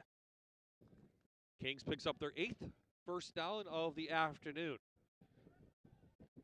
Bob, you were saying earlier about what would you do if you were Kings. This is it. Just run the ball, run, and now you want to just get the clock going. You're not gonna. I'm surprised that they throw a pass. Downs doing a nice job. Holds on to the ball. Downs gets down to the 20-yard line. Chang on the stop. Taken down by Andrew Chang. See, on this play, they ran a counter tray. They brought the left guard, left tackle to the right side, and again. That's over 600 pounds of people coming at you. Kings in no hurry whatsoever to get the playoff. Time is on their side as we come around the 3-minute mark of the third quarter. Kings led at the half 13-0. Back to the bread and butter. Third down on the way for Kings. You see Brennan Walsh, number 75, the only senior on the offensive line. Things are might get a little bit chippy out there, and I would hope not, because at this point, just play the game, let it play out as it should. You don't need to do any of the extracurricular stuff after a whistle. And things got chippy last year after the game, so there'll be some changes with that as they present the trophy and the MVPs for both teams. Tommy Clock, the big quarterback, and we didn't talk much about that. 210 pounds. He's shedded a lot of tackles today. He has, and on this play, he does a tremendous job with that read. They set that power G up, which is the left guard, number 70, pulling towards the right, and he did a great job reading that, pulling that, getting that first down.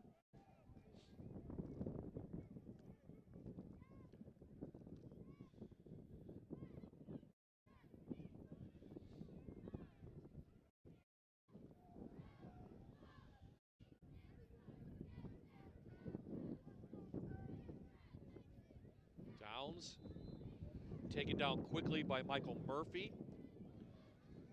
The linebacker, a senior, playing his last game in a Colonel's uniform.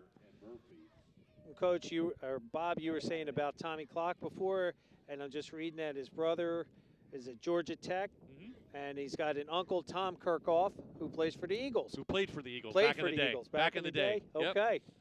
So he's got a little bit of the football pedigree, in his blood. Yeah, a little pedigree football, yep. Of course, started at Millersville, the Division II team, and found his way this year, probably knowing he was going to be the starting quarterback at Kings. And a lot of room for him to take off. Instead, he dumped it. He probably should have kept it. Yeah. You saw him hitting himself in the chest saying, yeah, I should have. He was just a quick shovel pass, trying to make something happen. They were looking downfield. Colonels had good coverage. He had room to run. Probably could have picked up some more. The ball now officially at the inside the 10, just at the 10, I should say. And Jordan Downs heads up, being able to look back at the quarterback and pick that ball up.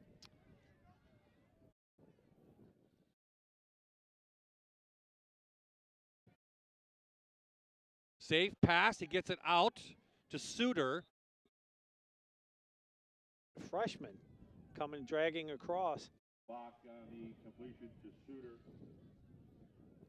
Over there on the stop. Fourth down now for the Monarchs. Here you see that last play again. Woods on the coming just tackle. Yep. He just came right across a drag pattern. And Bob, you said as the play was developing, a very safe pattern, very safe play. And that will do the third quarter. The Monarchs on their way to holding on to the cup for the third straight season. They lead Wilkes 28-0. Today's presentation of the Mayor's Cup game is brought to you by King's College and by Wilkes University. Welcome back to Schmidt Stadium on what's turned out to be a sunny but chilly and windy afternoon in Edwardsville. Kings leads Wilkes in the 23rd annual Mayor's Cup game, 28-0. Barreras lining up for a 25-yard field goal to extend that lead. In with the wind behind him, low line driver, it is up, and it is good.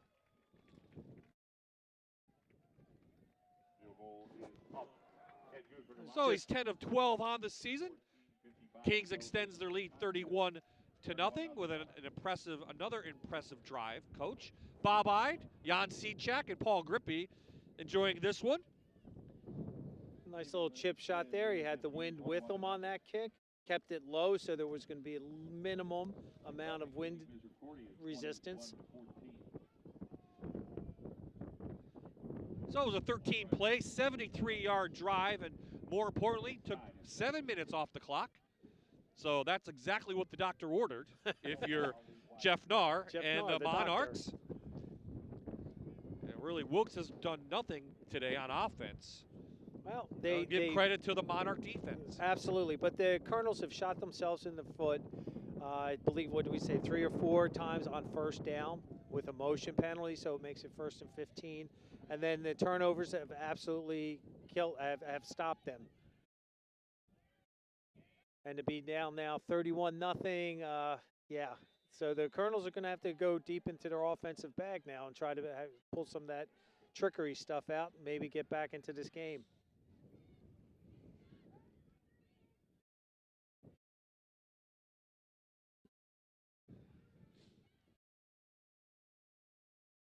High kick, looked like Fink gets tripped up. Nice. 47. Nice job down there by number 47, Brendan Mozaleski, another Old Forge product. So Coach Shue back at Old Forge, happy to see Salavanti and Mozaleski. And there you see the drive for Kings, which netted a field goal. Well, again, but Bob, you said the 7:09 taken off the clock. And that's the best way to stop the number 1 team in offense in the MAC. Kind of surprised 31-0. Thought both of these teams were a little more equal coming in. I thought it would be a combined score of 31. Yeah, exactly. But give credit to Kings. They came out with a great game plan. The freshman now in the game, once again for Wilkes, Hoovler. On this play, again, the ball tipped a little high, but that had nothing to do with the wind. That was a kid coming off the bench trying to get things started for the Colonels.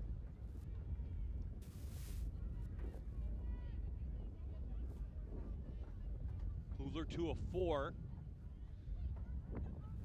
for that last pass.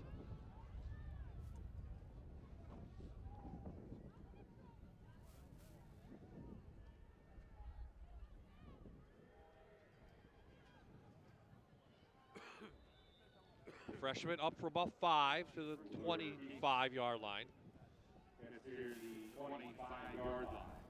We'll have to see if this is it for Jose Tabora for the day. 3 interceptions, including a pick 6. Did not help Wilkes' cause this afternoon. But as you mentioned, he coming in, third in total offense in the country. And there are some great teams that play football at this Division III level. Most of them are in the Central America. There's a big run. Good job, Jeremiah Acker, the North Pocono product, up to the 44 for an 18-yard stop. He was assisting the officials, making sure they know that was a first down. Inside run, he bounces off 1 tackle, makes it 2, and then gets brought down, and then you'll see his little officiating. There we go. Yes, it is a first down, Jeremiah. Just making sure the fans knew also. Well, at North Pocono, he was mostly a defensive player, did run the ball a little bit. So he does have experience at running back. Kind of a multi-diversible player. Nice one-handed grab by Negron. He's up for a first down for Wilkes. Inside Monarch territory. That ball was thrown a little behind him. That was a nice one-handed grab that he had to pull that ball and get that first down. You'll see it up here. He has time to throw. That grind was just dragging across. Number 44 for the Monarchs now probably is cramping up, I would imagine.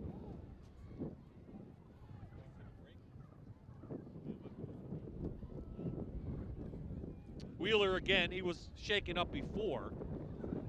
As Coach mentioned, might be cramping up again or reoccurrence of whatever injury he had last time. That was in the first half.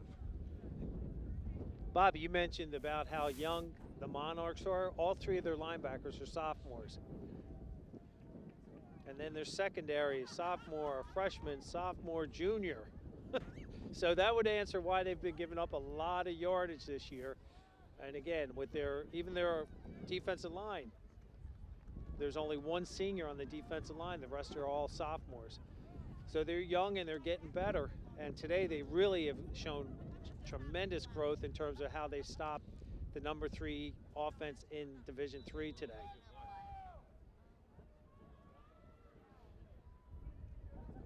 Kings has 2 shutout losses this year. They have not shut out anybody.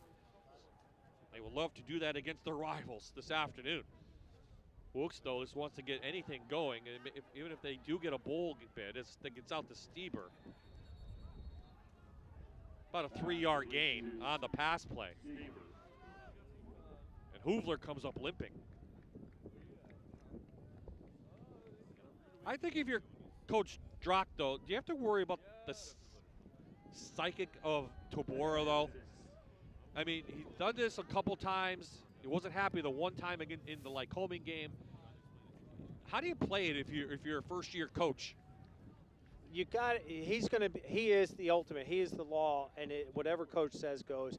And I'm sure he's going to sit down with Jose at the end of the season, as all coaches do with all their players, to talk about the season and what their potential growth is, and what their shortcomings were, what their positives were. And Coach, when I met him, he stopped up at Tunkhannock 2 weeks ago for recruiting, and very personable, very knowledgeable, and the words, you got to trust the process, trust the system, are going to come into play. And Jose Tabora, and again, to be the number 3 guy in Division III, something's going right. And again, he's just going to get better and just trust into what coach is saying. So it's always a tough one, though, Bob. Well, maybe he wants to look at Hoovler, too, and see for next year what's going to happen. As they tried to get out to Acker, he didn't turn around quick enough. Hoovler threw him the ball. Well, Hoovler actually just came off the field limping right now. I'm watching him limp across. So we might see Tabora coming back in. And Bob, you mentioned about having those 2 guys. Competition's what's going to make your team great. And I'm sure from the short conversations I have with Coach Drock, I know that's what he wants. He wants that competition. Well, Tabora, as you mentioned, Coach, Tabora's in just like that. Hoovler limping off. So back into the juniors' hands. On a 4th down play. 5 of 14 on the season. Tabora with running room. Taken out of bounds. No flag. Good pursuit out there by Miles Shelton, excuse me. And Mondo Salavante. And Kings will take over on downs about the 41-yard line.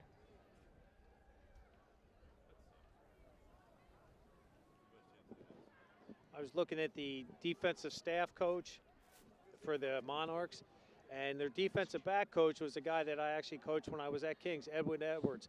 And he is a tremendous young man, a gentleman, He's just a great kid and a great role model for these kids. And I'm sure Coach Edwards is really thrilled right now that his defensive back has had 3 interceptions and a pick 6.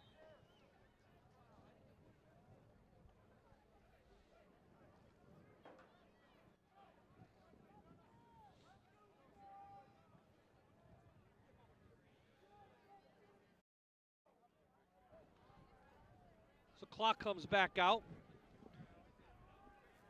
Downs next to him. Jordan with 149 yards today.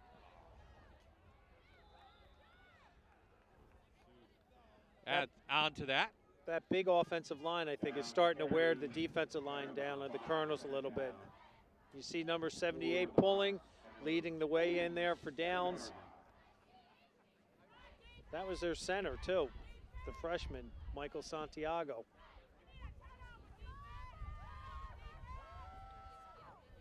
Still a 4-man front for Wilkes. Kings, of course, going to take their time.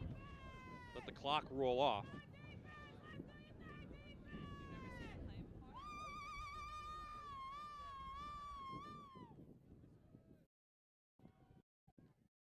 Nothing fancy. Downs into Colonel's territory. Move the chains. Murphy on the tackle. If you're Jeff Nahr, this is what you want to do. Use that big offensive line, as Coach just said. Push them around. Take time off the clock. Just get drives. Just get the next first down. That's how I'm sure Coach Nahr has just told his offense. He was addressing his defense, telling them to just keep your composure, play Monarch football, play it clean, play it smart, and play to the whistle.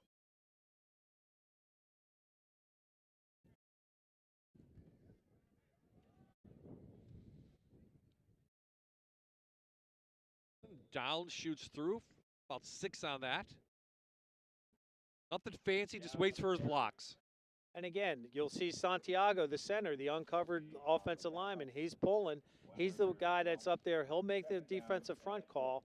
And then again, because he's uncovered, he's going to be the guy that's pulling to give that extra beef out there for Mr. Downs to do what he does best, run the ball.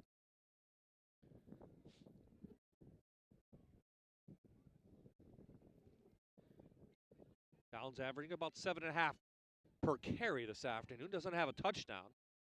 Longest run was 57 yards. There's going to ride the train. Jordan Downs, tackle in there by Dane Tarantelli, the junior out of North Schuylkill.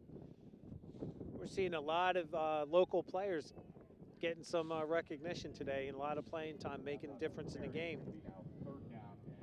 You were saying how Downs hasn't had a touchdown, but he's a true team player. He's doing everything to help set up his team for success.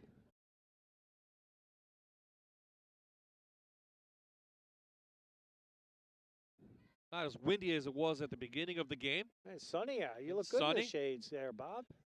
The sun's right in my eyes, to be honest with you. Don't have to do much, though. I know Jordan Downs has got the ball, and he has a nice hole, and he shoots through for about 7 more for Jordan Downs. Up to the 34 officially. Yeah, 34 for Kings. Drugged down by number 72, Brian Olison, the 6'2", 330-pound junior.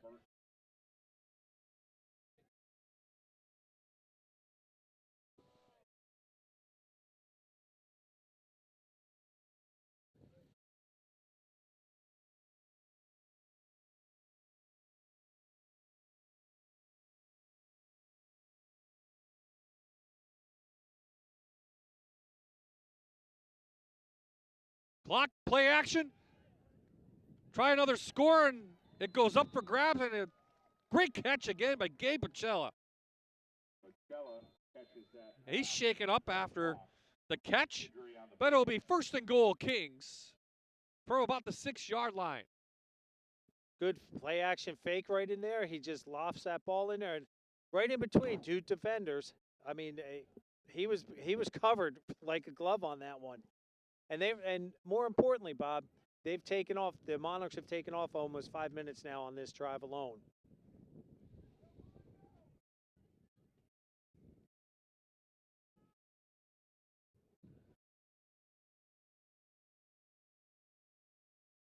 7:37 left in the game. Kings out in front.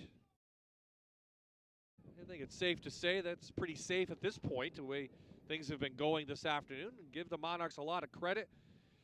They'll bring in their 3rd straight Mayor's Cup game. 5th out of 6 scheduled. 5th out of 6 years. That's been quite a turnaround for Wilkes this year under Coach John Drock. They opened with a loss. That would have been 11 in a row. Yep. 12 in a row, excuse me. And then they finally put a win on the board. They've come out 5-4. Not a bad job, but you see a 3-game winning streak in the middle there of the season. Yeah, and if you look, the scores have been really close. I mean, their loss to Misericordia, 47-45, they've been every game. And again, for a first-year coach, a first-year staff to come in and do what they've done, you know, I know it's not what the Colonels want to hear, being down 31-0 right now, but it's got to start somewhere, and they're just going to keep building and getting better. A team that didn't win a game since 2016, so they didn't win at all last year. Right. So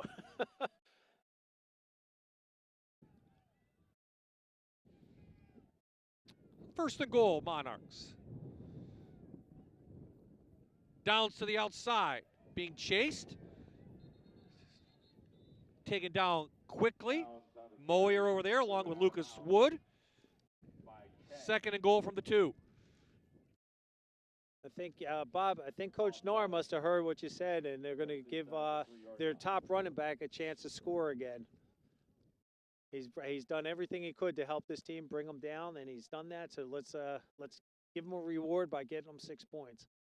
Again, no hurry for the Monarchs, trying to add on to a 31-point lead.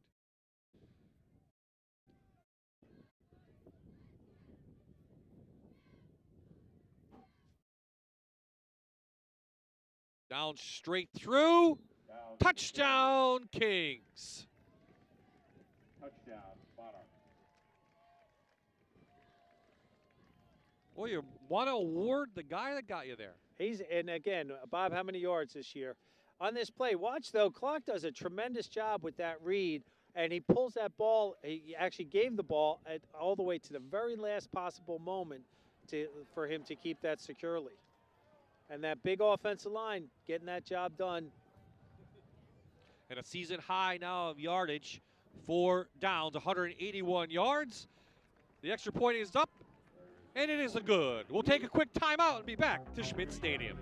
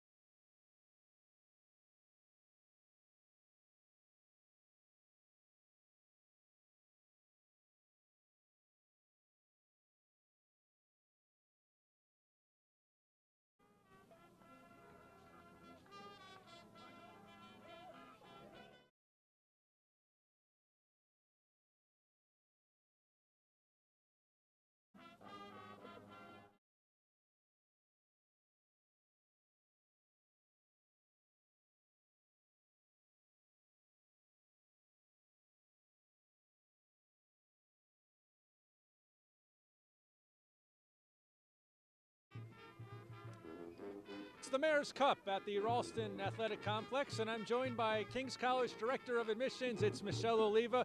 Michelle, thank you so much for joining us. You're about to start the process of screening all these high school applicants, and certainly SATs and GPAs are important, but what's the whole criteria for screening a high school applicant? Yes, absolutely. We love to see a well-rounded applicant, of course, and we want to give our applicants every opportunity towards the program of their choice, and of course, admission to Kings. We love to see when students brag about themselves on the application. We read each and every single one in detail. We love to see a thorough transcript and students that are challenging themselves, especially because we have a lot of challenging and accredited programs at Kings. SAT scores are very much applied to a lot of programs at King's, but if students feel that their GPA outweighs that, they could simply put into their transcript to us. So we love that test optional opportunity with King's. And also we recommend letters of recommendation as well as any shadowing hours if applied to a student's career. There are so many ways to be able to share a student's talent with us, and we really look forward to adhering to each and every student in the reading process and making them a Monarch, so go Monarchs. Yeah, so it's not just your grades, kids. It's being involved in leadership, volunteering, being a good person, and being well connected and get those letters of recommendation. So tomorrow's open house, what time's that start and where can people show up? 8:30 it starts, 10 o'clock is the welcome address. They can show up at the Sheehy Farmer Campus Center, sign up at kings.edu, or just come and join us in the morning. Okay, so that'll be a big day tomorrow. Kings looking like they'll be able to show off a Mayor's Cup trophy tomorrow, Bob, at open house. Yeah, that does look that way, doesn't it? Thank you. Guys, appreciate everyone coming out today on Wilkes and Kings. Of course, both schools supporting this now for the about 11th year, I think we're doing this. And it's been, we couldn't have done it without the support of both institutions. And they see how important this is to showcase, you know, the Mayor's Cup game, showcase athletics, and showcase Division III football, and really both institutions to the public. And the city of Wilkes-Barre too, Bob. I mean, how the city is committed to both these schools and how they're trying to change the Renaissance downtown, trying to build this up to make this something special here in Wilkes-Barre. Looking up across the 36 to the 37-yard line. First and 10 Colonels. So a nice run there from Wilkes. Past the 35 to the 37. Tabora's in at quarterback. Hoovler shaken up last time. Jonathan Drock looks like dropped to 0-1 in his Mayor's Cup debut. Not the way he wants to showcase his team to the hometown and to this rivalry. Like to get something on the board at least. Here with 5:14 left. Tabora lost it. Picked up by Shelton. No flags, no signal. Touchdown, Kings. For fumble, Shelton on the return. Miles Shelton, first career touchdown. Just a sophomore. And Tabor just lost it. Bob, I was going to mention, you were saying about how this is a great showcase. The recruits that came here today for both schools, which is kind of neat to see that Kings is the away team, and they actually have kids here that are they're recruiting from high schools, local high schools around the come, and these kids are now able to see what this rivalry is really like and what the facilities and the schools have to offer. Kick is up and good. The turnover belt, I should say, getting a workout today for Kings. A fumble for a touchdown, an interception for a touchdown, and a whole lot more. I guess Elijah let him borrow the belt for a little bit there, you know, I mean. 4 turnovers. And he did a nice little dance down there with the turnover belt. Well, wasn't the day Jose Tabora wanted. He's been in on all 4 of those turnovers, 3 interceptions and a fumble. Right there. Well, you know, the junior from Egg Harbor, New Jersey is not going to be happy about that today. No, and again, with 5 minutes left to go, I'm sure the Colonels and Coach Jock want to just, hey guys, let's get a score. All right, let's just get let's keep getting our first downs. Let's get a score. Let's not try to show what we can do. This is not indicative of what they've done for 5 wins this year.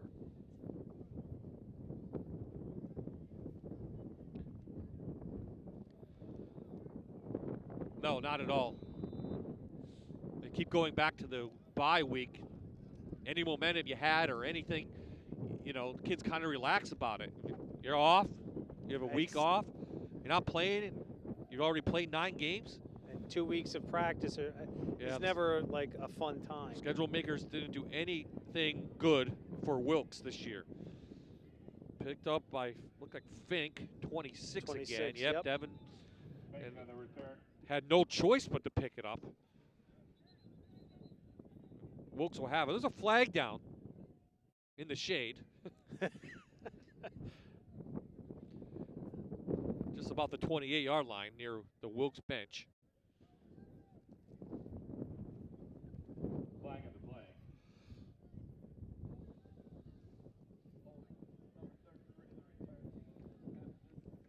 Jeez. Yeah, Wilkes is not helping their cause at all. Now 7 penalties today, just about 70 yards, just 2 for Kings.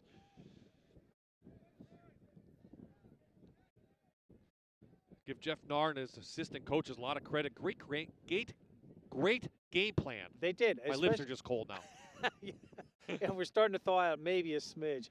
But no, I think that opening drive with the play action pass really caught the Colonels off guard, gave them the Monarchs great field position, and they scored. They capitalized on it. So hats off, they did. They really came in ready to play.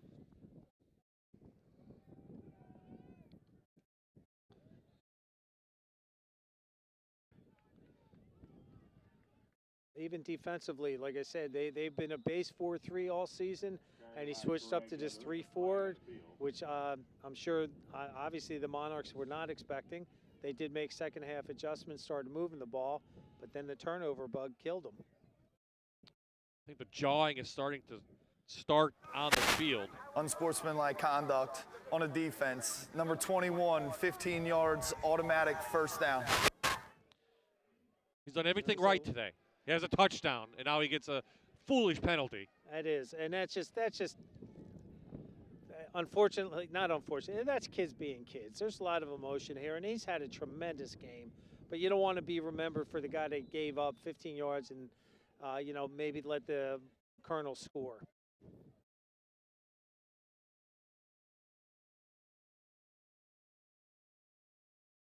First pitch of the afternoon we've seen. Number 20 running Number the ball. 20 carrying it. Taragna, sophomore. After we saw a little bit of Acker in there. And Acker had the ball pretty well, I thought. I think he did too. And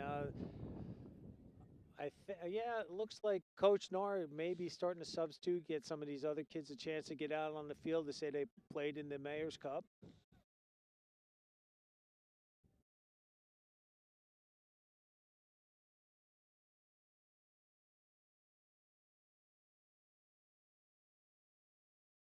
The Monarch defense is out there. They're still trying to strip the ball.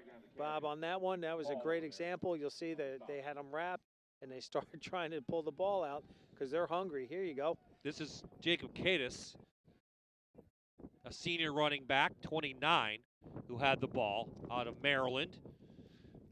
So give the senior a little bit of credit before it could be his last game. He'll stay in there with the fullback. High formation. Play action. Almost intercepted, and it's taken in for a first by down. Yannick over there on the far side for a first down. Yannick, the reception from Gamora, good enough for Colonel first down. Well, we have to pick 2 players of the game. I think it's pretty obvious, Coach. I mean, it's going to be Jordan Downs, right? Absolutely. He's had a tremendous game running the ball, and again, I think he'll defer that to the offensive lineman. Absolutely, and then Elijah Demonstein, the sophomore, has 3 interceptions, including a pick 6. 6 out. That turnover belt will be in his room tonight, and stay there until next season. I wonder if his roommate's the guy that ran the ball back. I don't know. Well, we'll have to see. And we'll have to see, too, if both teams get a bid next week into any kind of extra game, a bowl game, if you will.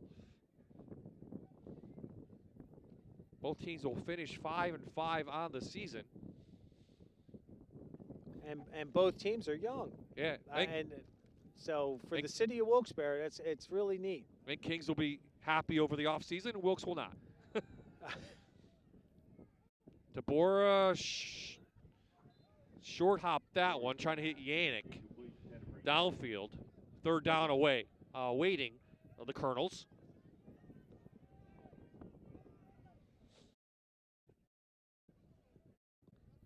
So under 2 minutes on a chilly afternoon in November. Our crew will be back on the inside starting on Tuesday as we have college basketball for you. Canisius taking on Bucknell University. It'll be Tuesday night here on MyTV. Tip time, 7:05. We'll be on the air at 7. So join us then for Bucknell basketball back on MyTV. It'll be first of 4 games. We'll do one now, and we'll have a whole lot more in February. So we got a couple months off. Also stay tuned for our MyTV high school hoop schedule, which is posted online at fox56.com. But still, we got some football left, though. We Coach. still got it going. We still got going. We got some high school football returning next week. We'll have a District 2 playoff game, and then maybe we'll have another high school game at the end of November. Yes. And you mentioned that you're going indoors on Tuesday, so your crew, Bob, that has done a tremendous job today, they might thaw out by then. They might. And we have a lot of high school action going on as we speak. All the games from Friday night were moved to today. 1 o'clock starts. And still some tonight as well. Oh, yeah. Trails playing Bristol, I saw that. And Dunmore's playing Susquehanna. And Lakeland. And Wyoming area. Ball's down on the 13-yard line. So exactly 1 minute left in this game. Yeah, this may be one of the more lopsided wins you'll see in this series. Usually this game is pretty close to the end, although Kings, as we said, this will be their 5th win in 6 years over Wilkes. Well, we don't want to start calling it the Kings Cup. No. But they own it now, so.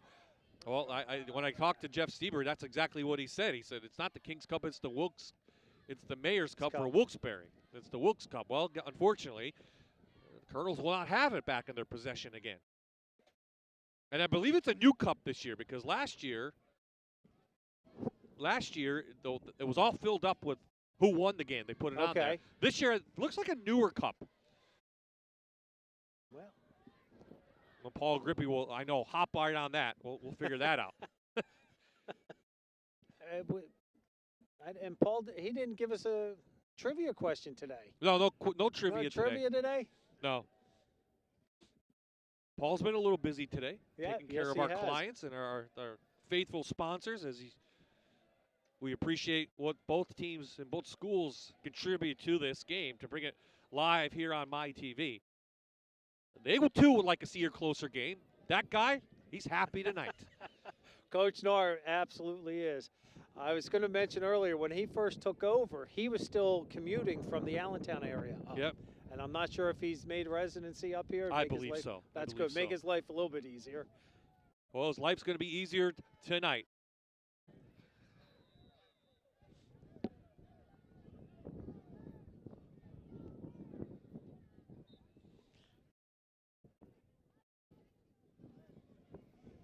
Right. See our clock going up. And I see the Gatorade getting ready to be dumped there, Coach. Yeah, better watch the Gatorade. Watch our camera person, too, down there. 44 and counting now and change. One more snap of the ball. That should do it. Here at Schmitz Stadium, here comes the Gatorade. Yep. Does he know? Does he know? Look at Coach. So. I'm looking. Look at, oh! Yeah, you don't feel that one, especially today. You will. Hugs going around. If who knows? They might have extras to do come on Monday. Who knows when they're getting ready for maybe a postseason game. Final score this afternoon will be That will do it. Here, the 23rd annual Mayor's Cup game. Kings College beats their rivals Wilkes University 45-0. We'll take a timeout. We'll come down and get our players of the game and have the trophy presentation. That will all come up next.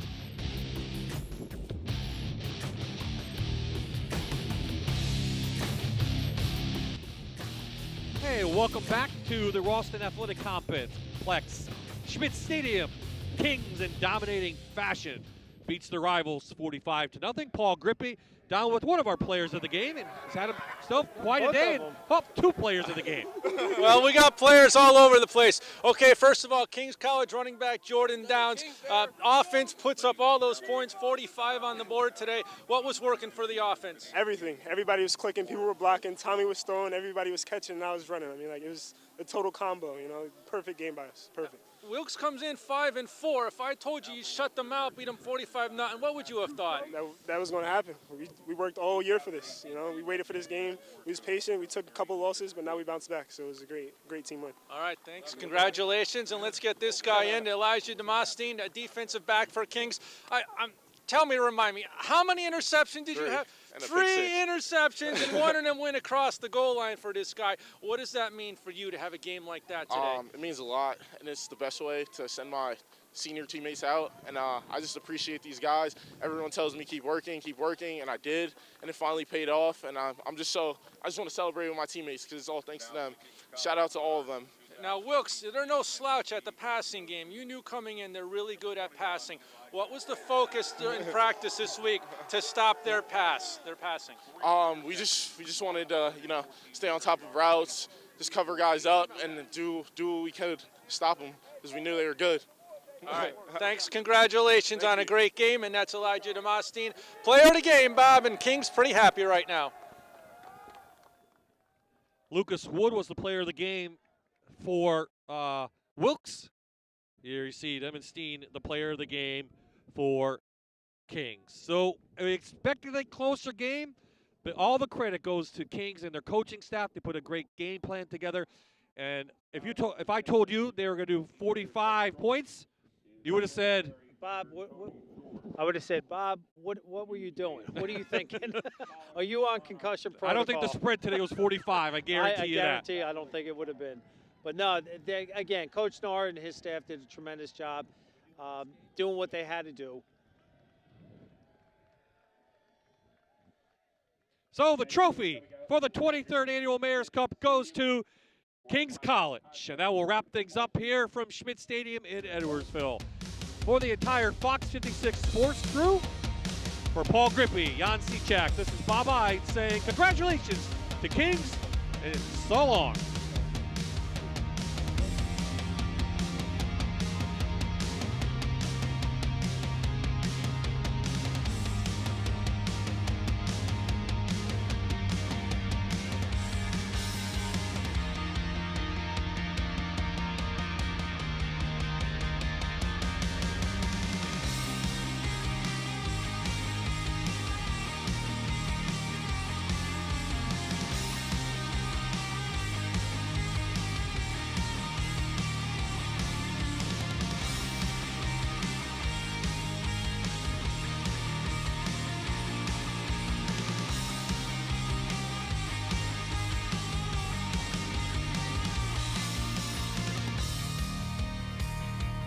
You're watching the 23rd Annual Mayor's Cup game on MyTV WQMY.